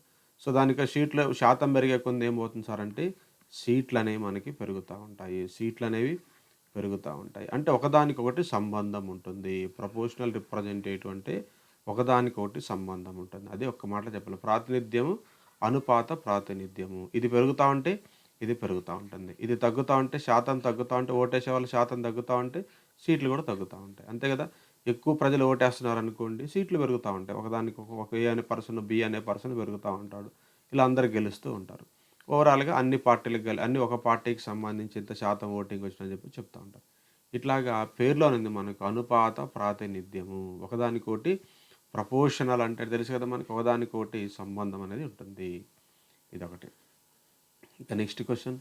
క్రింది వాణిలో రాష్ట్ర జాబితాలో లేని అంశము. జాగ్రత్త చూసుకోండి వాడు. లేనిదా లేకుంటే రాష్ట్ర జాబితానా అని చెప్పేసి ఇలాంటి కీ పదాలు ఇస్తూ ఉంటాడు. భూమి అంటే మనకి ఇంగ్లీష్ పదాలు తీసుకుందాం ల్యాండ్ అంటారు. ఎందుకంటే మనకి ఎయిర్వేస్, మద్యము, పోలీసులు. ఎయిర్వేస్ అనేది కానిదంటే ఎయిర్వేస్ కాదు. ఎందుకంటే అట్లా మనకి ఎయిర్వేస్, తర్వాత వచ్చరికి రైల్వేస్, నేషనల్ హైవేస్ అంటే రోడ్వేస్ అనమాట. National highways nothing but roadways. Shipping అంటే నౌకాయానం అనమాట. షిప్పింగు, నౌకాయానం అంటారన్నమాట. నౌకాయానము ఇవన్నీ కూడా అన్నీ కూడా కేంద్ర జాబితాలో ఉంటాయి. మనం చెప్పుకున్నాం కదా, ఏమని చెప్పుకున్నాం? 7వ షెడ్యూల్ ఏమని చెప్పుకున్నాం? 7th షెడ్యూల్ ఏమని చెప్పుకున్నాం? సపరేషను, అధికారాల విభజన. అధికారాల విభజన అంటే కేంద్ర జాబితా, రాష్ట్ర జాబితా, ఉమ్మడి జాబితా ఉంటుంది. కేంద్ర జాబితా కింద మనకి రైల్వేలు, defence, supreme court, high court, external affairs, విదేశాంగ విధానాలు అన్నీ కూడా వస్తాయి మనకి. రాష్ట్ర జాబితాలో మనకి కొన్ని అంశాలు వస్తూ ఉంటాయి. ఎన్ని అంశాలు వస్తుంది సార్ అంటే భూమి అనేది రాష్ట్ర జాబితా కిందకి వస్తూ ఉంటుంది. మద్యము అనమాట. మద్యము, డ్రగ్స్ అనమాట. పోలీస్ వ్యవస్థ అంతా కూడా వస్తుంటుంది. ఉమ్మడి జాబితా అంటే ఎవరు వస్తారు మనకి? అడవులు, తర్వాత వచ్చరికి విద్య, వన్యమృగ సంరక్షణలు, తూనికలు, కొలతలు ఇలాంటివన్నీ కూడా మనకి ఎవరు వస్తారంటే ఉమ్మడి జాబితా కిందకి వస్తూ ఉంటుంది. ఈరోజు మనకి కేంద్ర జాబితాలు ఎన్ని ఉన్నాయి మనకి? ప్రారంభంలో మనకి 97 ఉండే, ఇప్పుడు మనకి 100 ఉన్నాయి మనకి. రాష్ట్ర జాబితాలో ప్రాంతాలు 66 ఉన్నాయి, ఈరోజు మనకి 61 ఉన్నాయి. అంటే -5 తగ్గించారు. 5 తగ్గించి ఏం చేశారు సార్ అంటే చూద్దాం. ఉమ్మడి జాబితాలు ప్రారంభం మనకి 47 ఉండే, ఈ 5 ఇక్కడ తీసుకొచ్చి కలిపారు. ఏమవుతుంది ఇప్పుడు? 52 అవుతుంది. ఈరోజు మనకి ఉమ్మడి జాబితాల అంశాలు 52. కేంద్ర జాబితాలు అంటే కేంద్రం చట్టం చేసే అధికారం ఉంటుంది. రాష్ట్ర జాబితా అంటే రాష్ట్రం చట్టం చేసే అధికారం ఉంటుంది. ఇది మనకి ప్రధానంగా ఉన్నటువంటి క్వశ్చన్స్ అన్నమాట. Welcome to ISE online classes. Today we are going to discuss about NTPC Grand Test number 46 Telugu medium. మరి హిస్టరీ క్వశ్చన్స్ చూద్దామండి. హిందూ కళాశాలని 1817 సంవత్సరంలో ఎక్కడ ప్రారంభించారు అనేది ఇక్కడ మనకి క్వశ్చన్ అండి. మరి 1817 సంవత్సరంలో హిందూ కళాశాలని ఎక్కడ ప్రారంభించారు అంటే 1817లో కోల్కతాలో ప్రారంభించిందండి మనకి హిందూ కళాశాలని. మరి ఈ హిందూ కళాశాలని ఎవరు ప్రారంభించారు అంటే David Hare. So David Hare ఈ హిందూ కళాశాలని భారతదేశంలో ప్రారంభించినటువంటి వ్యక్తి 1817లో కోల్కతాలో. మరి ఈయన గతంలో ప్రారంభించినటువంటి ఫెడరల్ కోర్టులో న్యాయమూర్తిగా పనిచేసినటువంటి వ్యక్తి మనకి డేవిడ్ హరే. మరి డేవిడ్ హరే హిందూ కళాశాలని భారతదేశంలో ప్రారంభించడానికి ఈయనకి సహాయం చేసినటువంటి భారతీయులు ఎవరు అంటే ఒక ఆయన రాజా రామ్మోహన్ రాయ్. సో రాజా రామ్మోహన్ రాయ్ సపోర్ట్ చేశారు మనకి ఈయన హిందూ కాలేజ్ ప్రారంభించడానికి భారతదేశంలో. సో తద్వారా ఆంగ్ల విద్యను ప్రవేశపెట్టడానికి. ఎందుకంటే 1813 సంవత్సరంలో భారతదేశంలో ఇంగ్లీష్ ఎడ్యుకేషన్ ప్రవేశపెట్టబడింది విలియం బెంటింగ్ చేత. సో మరి ఈ విలియం బెంటింగ్ భారతదేశంలో ఆంగ్ల విద్యను విస్తరింపజేయడం కూడా భాగంగానే హిందూ కళాశాలను ఏర్పాటు చేశారు. సో ఆంగ్ల విద్యను విస్తరింపజేయడానికి కానీ హిందూ కళాశాలను ఏర్పాటు చేయడానికి కానీ సపోర్ట్ చేసినటువంటి వ్యక్తి ఎవరంటే మనకి రాజా రామ్మోహన్ రాయ్. ఈయనతో పాటు రాధాకాంత్ దేవ్. సో రాధాకాంత్ దేవ్ కూడా ఇక్కడ హిందూ కళాశాలను ఏర్పాటు చేయడానికి సహకరించినటువంటి వ్యక్తి మనకి ఈ రాధాకాంత్ దేవ్. అలాగే రాజా రామ్మోహన్ రాయ్ వీళ్ళిద్దరూ కూడా హిందూ కళాశాలని ప్రారంభించడానికి సహాయం చేసినటువంటి వ్యక్తులు. అదేవిధంగా దీనికి మొదటి ఛాన్సలర్ గా పనిచేసినటువంటి వ్యక్తి ఎవరంటే ఇక్కడ తగ్దీప్ ధన్కర్ మొదటి ఛాన్సలర్ గా పనిచేసినటువంటి వ్యక్తి ఈ హిందూ కాలేజ్కి. సో మరి ఈ హిందూ కాలేజీని ప్రస్తుతం మనం ఏమంటున్నామంటే ఇక్కడ ప్రెసిడెన్సీ యూనివర్సిటీ ఆఫ్ కోల్కతా అని పిలుస్తున్నాం. Presidency University. So Presidency University of Kolkata అని పిలుస్తున్నాం మనం ఈ హిందూ కాలేజ్నే. సో దేశంలోనే అతి పురాతనమైనటువంటి ఈ విశ్వవిద్యాలయంగా మనం చెప్పేటువంటి యూనివర్సిటీ ఏది అంటే మనకి Kolkata university. So so answer ఏమవుతుంది అంటే కోల్కతా ఇస్ ఆన్సర్.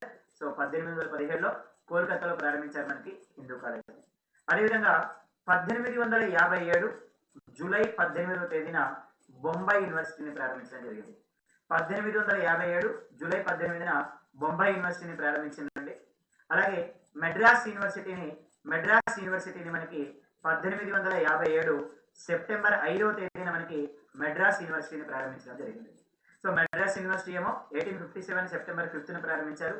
అలాగే జూలై 18 1850లోనేమో బొంబాయి యూనివర్సిటీని ప్రారంభించారు. అదేవిధంగా పాండిచ్చేరి అన్నాం.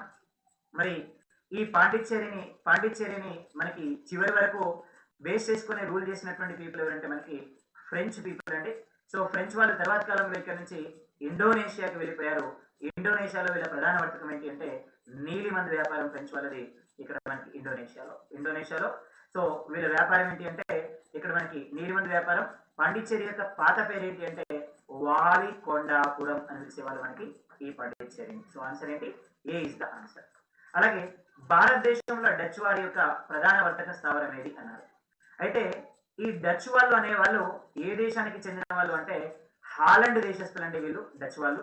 హాలండ్ దేశానికి చెందినటువంటి వాళ్ళు వీళ్ళు డచ్ వాళ్ళు. మరి 1602 సంవత్సరంలో వీళ్ళు 1602 మార్చ్ 20వ తేదీన వీళ్ళు డచ్ యునైటెడ్ ఈస్ట్ ఇండియా కంపెనీని ఏర్పాటు చేయడం జరిగింది. So Dutch United east India కంపెనీని ఏర్పాటు చేయడం జరిగింది మనకి ఈ డచ్ వాళ్ళు 1602.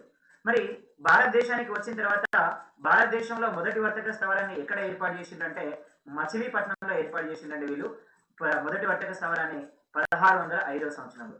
మరి మచిలీపట్నంలో ఈ వర్తక స్థావరాన్ని ఏర్పాటు చేయడానికి కానీ మచిలీపట్నంలో వ్యాపారాలు చేసుకోవడానికి కానీ అనుమతి ఇచ్చినటువంటి దక్కన్ రాజు ఎవరంటే మనకి మహమ్మద్ కులీ కుతుబ్ షా. సో ఈయనకి మహమ్మద్ కులీ కుతుబ్ షా వీళ్ళకి పర్మిషన్ ఇవ్వడం జరిగింది. సో దీనివల్ల భారతదేశంలోనే డచ్ వాళ్ళు మొదటి వర్తక స్థావరాన్ని ఎక్కడ ఏర్పాటు చేసుకున్నారు అంటే మచిలీపట్నంలో ఏర్పాటు చేసుకోవడం జరిగిందండి. అదేవిధంగా రెండవ వర్తక స్థావరాన్ని మనకి పులికాట్లో ఏర్పాటు చేశారు 1610వ సంవత్సరంలో. అదేవిధంగా మూడవ వర్తక స్థావరాన్ని సూరత్ లో ఏర్పాటు చేసిందండి 1616 సంవత్సరంలో. నాలుగవ వర్తక స్థావరాన్ని భీమిలిలో ఏర్పాటు చేశారు 1641వ సంవత్సరంలో. అదేవిధంగా ఐదవ వర్తక స్థావరాన్ని కరైకాలో ఏర్పాటు చేశారు 1645లో. అదేవిధంగా చిన్సురాలో ఆరవ వర్తక స్థావరాన్ని ఏర్పాటు చేశారు 1653లో. అదేవిధంగా నాగపట్నం కానీ బాలాసోర్ కానీ కాశీం బజార్ కానీ అదేవిధంగా పాట్నా కానీ ఈ వర్తక స్థావరాలన్నింటినీ 1658లో ఏర్పాటు చేయడం జరిగింది. అదేవిధంగా కొచ్చిన్లో ఏర్పాటు చేసినటువంటి వర్తక స్థావరాన్ని 1663లో ఏర్పాటు చేసిండ్రు ఈ వర్తక స్థావరాన్ని. సో ఇట్లా భారతదేశంలో ఈ వర్తక స్థావరాలని ఏర్పాటు చేయడం జరిగింది డచ్ వాళ్ళు. కానీ ఎక్కువ కాలం వీళ్ళు భారతదేశంలో నిలబడలేకపోయారు. బ్రిటిష్ వాళ్ళు భారతదేశానికి వచ్చిన తర్వాత బ్రిటిష్ వాళ్ళు డచ్ వాళ్ళ వర్తక స్థావరాలని కొనుగోలు చేశారు. దీంతో వీళ్ళు ఇక్కడ నుంచి చైనాకి వెళ్ళిపోవడం జరిగింది. చైనాలో వీళ్ళ ప్రధాన వర్తక వ్యాపారం ఏంటి అంటే టీ అండ్ కాఫీ వ్యాపారాన్ని వీళ్ళు చైనా నుంచి చేశారు డచ్ వాళ్ళు. ఇక్కడ పులికాట్లో రెండవ వర్తక స్థావరం మనకి ఆన్సర్ ఏమవుతుందంటే మచిలీపట్నం అవుతుందండి. మచిలీపట్నాన్ని మనం బందర్ అని కూడా పిలుస్తున్నాం. 1605లో ఏర్పాటు చేశారు వర్తక స్థావరాన్ని మచిలీపట్నంలో వీళ్ళు. అదేవిధంగా 1610లో పులికాట్లో వర్తక స్థావరాన్ని ఏర్పాటు చేశారు. సూరత్ లో 1616లో వర్తక స్థావరాన్ని ఏర్పాటు చేశారు. అదేవిధంగా అహ్మదాబాద్ ని మనం మాంచెస్టర్ ఆఫ్ ఇండియా అని పిలుస్తున్నాం. సో మాంచెస్టర్ ఆఫ్ ఇండియా అని పిలుస్తున్నాం మనం Ahmedabad. So answer is A. Next, Ashoka చక్రవర్తి భార్యను ప్రభావితం చేసినటువంటి వ్యక్తి ఎవరు అంటున్నారు ఇక్కడ క్వశ్చన్ అండి. అయితే అశోక చక్రవర్తి యొక్క మొదటి భార్య ఎవరు అంటే దేవి అశోక చక్రవర్తి యొక్క మొదటి భార్య. ఈమె శాక్య వంశానికి చెందినటువంటి లేడీ. మరి శాక్య వంశం ఎవరిది? గౌతమ బుద్ధుడిది. అంటే గౌతమ బుద్ధుడికి చెందినటువంటి వంశస్థురాల్ని పెళ్లి చేసుకున్నాడు మనకి అశోకుడు. అందుకనే గౌతమ బుద్ధుడు ఈయనకి స్వయాన బంధువు అవుతాడు అశోక చక్రవర్తికి. అందుకనే ఈయన తర్వాత కాలంలో ఏం తీసుకున్నాడు? బౌద్ధ మతాన్ని స్వీకరించినాడు మనకి అశోక చక్రవర్తి. మరి అశోక చక్రవర్తికి బౌద్ధ మతాన్ని ఇచ్చినటువంటి గురువు ఎవరంటే ఉపగుప్తుడు. సో ఉపగుప్తుడు అనేటువంటి 14 సంవత్సరాల వయసు ఉన్నటువంటి ఇతడు అశోకుడికి బౌద్ధ మతాన్ని ఇవ్వడం జరిగింది. మరి దేవికి అదేవిధంగా అశోక చక్రవర్తికి జన్మించినటువంటి సంతానం ఎవరు అంటే మహేంద్రుడు, అదేవిధంగా సంఘమిత్ర. సో ఈ మహేంద్రుడు సంఘమిత్ర కూడా వీళ్ళు కూడా ఏం తీసుకున్నారు, బౌద్ధ మతాన్ని స్వీకరించడం జరిగింది. మరి బౌద్ధ మతాన్ని ప్రపంచ దేశాలకు విస్తరింప చేయడంలో భాగంగా ఈ మహేంద్రుడు సంఘమిత్ర వీళ్ళిద్దరు కూడా శ్రీలంక దేశానికి రాయబారులుగా బౌద్ధ మతానికి వెళ్ళడం జరిగింది. సో వీళ్ళకి అక్కడి నుంచి వచ్చింది బౌద్ధం, వీళ్ళ తల్లి యొక్క వంశస్థురాలు వీళ్ళంతా కూడా. బౌద్ధ మతం అనేది వీళ్ళ తల్లి యొక్క వంశం, అందుకని ఇక్కడ నుంచి స్వీకరించడం జరిగింది బౌద్ధ మతాన్ని వీళ్ళంతా కూడా. మరి రెండవ భార్య పేరేంటి అంటే కారువాకి. ఈమె రెండవ భార్య అండి. సో ఈ కారువాకి మరియు అశోకుడికి జన్మించినటువంటి సంతానమే తిలవుడు. సో ఈ తిలవుడే అశోకుడి తర్వాత కాలంలో ఈ మౌర్య సామ్రాజ్యాన్ని పరిపాలన చేసినటువంటి వ్యక్తి. సో ఇక్కడ ఈ మొదటి భార్యని కానీ ఈమెని కానీ బాగా ప్రభావితం చేసినటువంటి వ్యక్తి ఎవరంటే మనకి కారువాకి బాగా ప్రభావితం చేసిందండి. మరి గౌతమి ఎవరంటే ఇక్కడ గౌతమ బుద్ధుడి యొక్క పినతల్లి. సో గౌతమ బుద్ధుడి యొక్క పినతల్లి మనకి గౌతమి.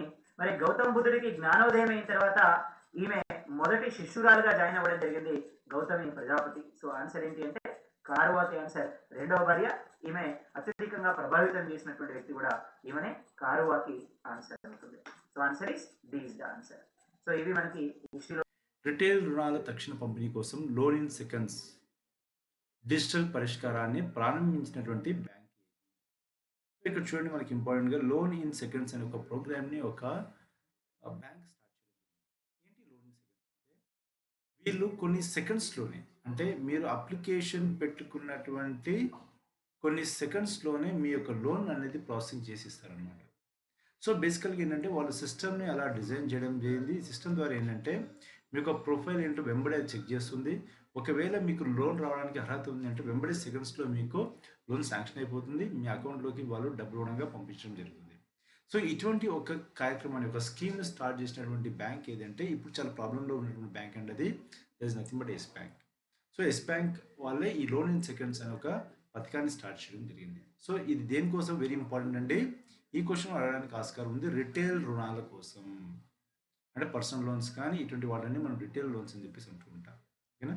సో రిటైల్ రుణాల కోసం ఎస్ బ్యాంక్ వాళ్ళు లోన్ ఇన్ సెకండ్స్ అనే ఒక కార్యక్రమాన్ని స్టార్ట్ చేయడం జరిగింది. రెండోది, రిజర్వ్ బ్యాంక్ ఆఫ్ ఇండియా కేంద్ర ప్రభుత్వానికి డివిడెండ్గా ఆమోదించిన మొత్తం ఎంత? సో ఇక్కడ డివిడెండ్ అన్న పదానికి మీనింగ్ ఏంటంటే ఎప్పుడైనా సరే ప్రాఫిట్స్ అంటే ఏంటి? లాభాలు ఏవైనా వస్తే, లాభాలు వచ్చినప్పుడు ఆ లాభాల్లో కొంత శాతాన్ని ఏం చేస్తారంటే పంచుతూ ఉంటారు. ఎవరు పంచుతుంటారు మామూలుగా అంటే ఏదో ఒక కంపెనీ ఉంటే స్టేక్ హోల్డర్లు పంచుతూ ఉంటారు. కానీ ఇక్కడ ఏంటంటే మనకు రిజర్వ్ బ్యాంక్ ఆఫ్ ఇండియా వాళ్ళు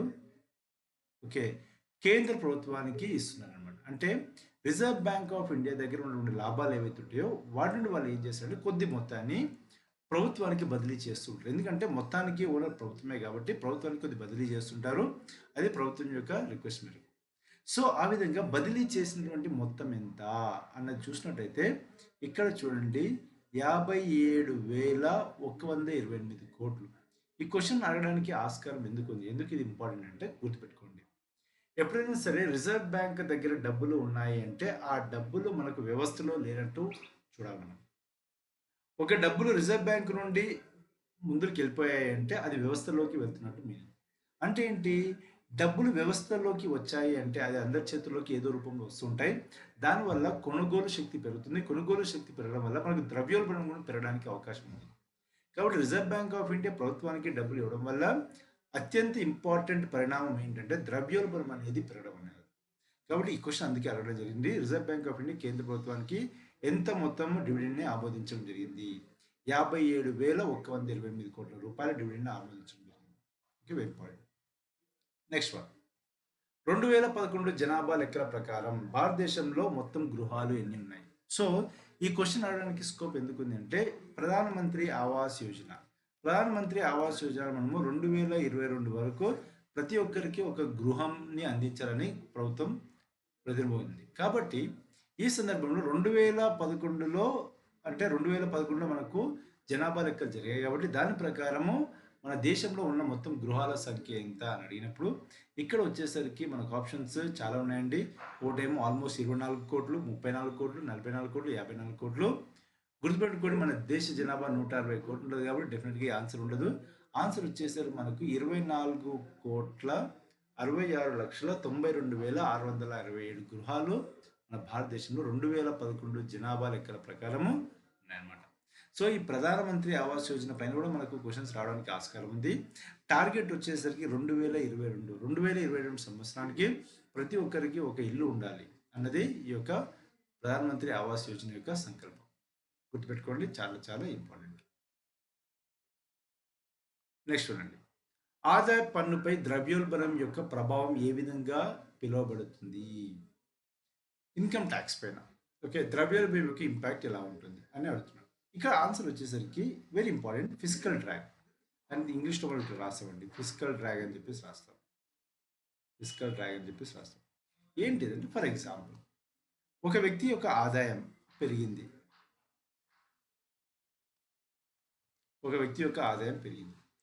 వ్యక్తి యొక్క ఆదాయం పెరగడం వల్ల ఏమవుతుంది అంటే మామూలుగా ఫర్ ఎగ్జాంపుల్ అనుకుందాం, మనకు ఇన్కమ్ ట్యాక్స్ స్లాబ్స్ అని ఉంటాయి. ఉదాహరణకు 2.5 లక్షల వరకు ఆదాయం ఉంటే మీకు ఇన్కమ్ వచ్చేసరికి 0%. 5 లక్షల వరకు మీకు ఆదాయం ఉంటే మీకు ఇన్కమ్ వచ్చేసరికి 5%. మీకు ఫర్ ఎగ్జాంపుల్ 10 లక్షల వరకు ఆదాయం ఉందనుకోండి, మీ ఇన్కమ్ వచ్చేసరికి 20% మీ ఇన్కమ్ ట్యాక్స్. అందుకంటే ఎక్కువ ఉంటే మీకు 30% ఇన్కమ్ ట్యాక్స్ ఉంటుంది.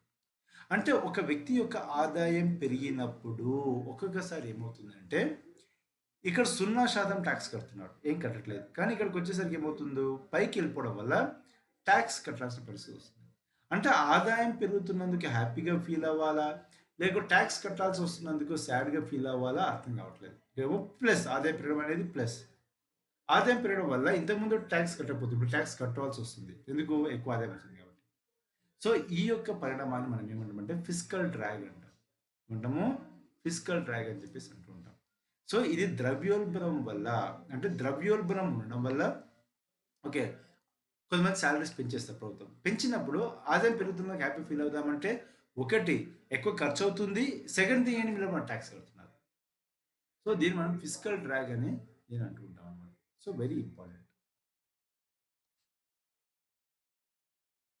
నెక్స్ట్ వన్, వ్యక్తిగత ఆదాయం ఏమో 57,000, వ్యక్తిగత ఆదాయ పన్ను 9,000 రూపాయలు, వినియోగం 43,000, వడ్డీ చెల్లింపులు 10,000, వ్యక్తిగత ఆదా 40,000. ఇవన్నీ ఉన్నప్పుడు పునర్వినియోగపరచలేని వ్యక్తిగత ఆదాయం దేనికి సమానం అంటే ఇంగ్లీష్లో అయితే దీన్ని డిస్పోజబుల్ ఇన్కమ్ అంటాం. డిస్పోజబుల్ ఇన్కమ్ ఎంత అని చెప్పేసి అడుగుతున్నారు. గుర్తుపెట్టుకోండి, ఎప్పుడైనా సరే మనకి ఎన్ని స్టాటిస్టిక్స్ ఇచ్చినా కూడా మనకు అవసరమైన వాటిని మనం చూసుకోవాలి. ఇక్కడ ఏమి ఇచ్చారు, వ్యక్తిగత ఆదాయము 57,000 ఇచ్చారు. తర్వాత ప్రభుత్వానికి చెల్లిస్తున్నటువంటి పన్ను ఎంత, ఇక్కడ మనము 9,000 రూపాయలు పన్ను చెల్లిస్తున్నారు. అంటే 57,000 నీవు సంపాదిస్తున్నావు, 9,000 రూపాయలు పన్ను చెల్లిస్తున్నావు. పన్ను చెల్లించిన తర్వాత నీ చేతిలో మిగిలింది ఎంత, 48,000 రూపాయలు నీకు మిగిలినాయి. ఈ 48,000 మనం ఏమంటాం పునర్వినియోగపరచలేని వ్యక్తిగత ఆదాయం చెప్పేసి అంటాం. ఆప్షన్ వచ్చేసరికి 48. దాన్ని డిస్పోజబుల్ ఇన్కమ్ అంటాం. అంటే నువ్వు పన్ను చెల్లించిన తర్వాత నీ దగ్గర ఉన్నటువంటి డబ్బును నువ్వు దేనికైనా ఖర్చు పెట్టుకోవచ్చు, ఇష్టం అది. ఓకేనా? కానీ పన్ను చెల్లించకముందు నువ్వు ఖర్చు పెట్టడానికి అవకాశం ఉంది. 57,000 ఖర్చు పెడతాంటే కుదరదు, నువ్వు పొద్దు పన్ను చెల్లించాలి. పన్ను చెల్లించాక మిగిలిన ఆదాయం ఏదైతే ఉందో నీ చేతిలో దాన్ని మనం ఏమంటామంటే డిస్పోజబుల్ ఇన్కమ్ అంటాం. ఈ ఇక్కడ వచ్చేసరికి మనకు 48,000 అనేది దీని యొక్క ఆన్సర్.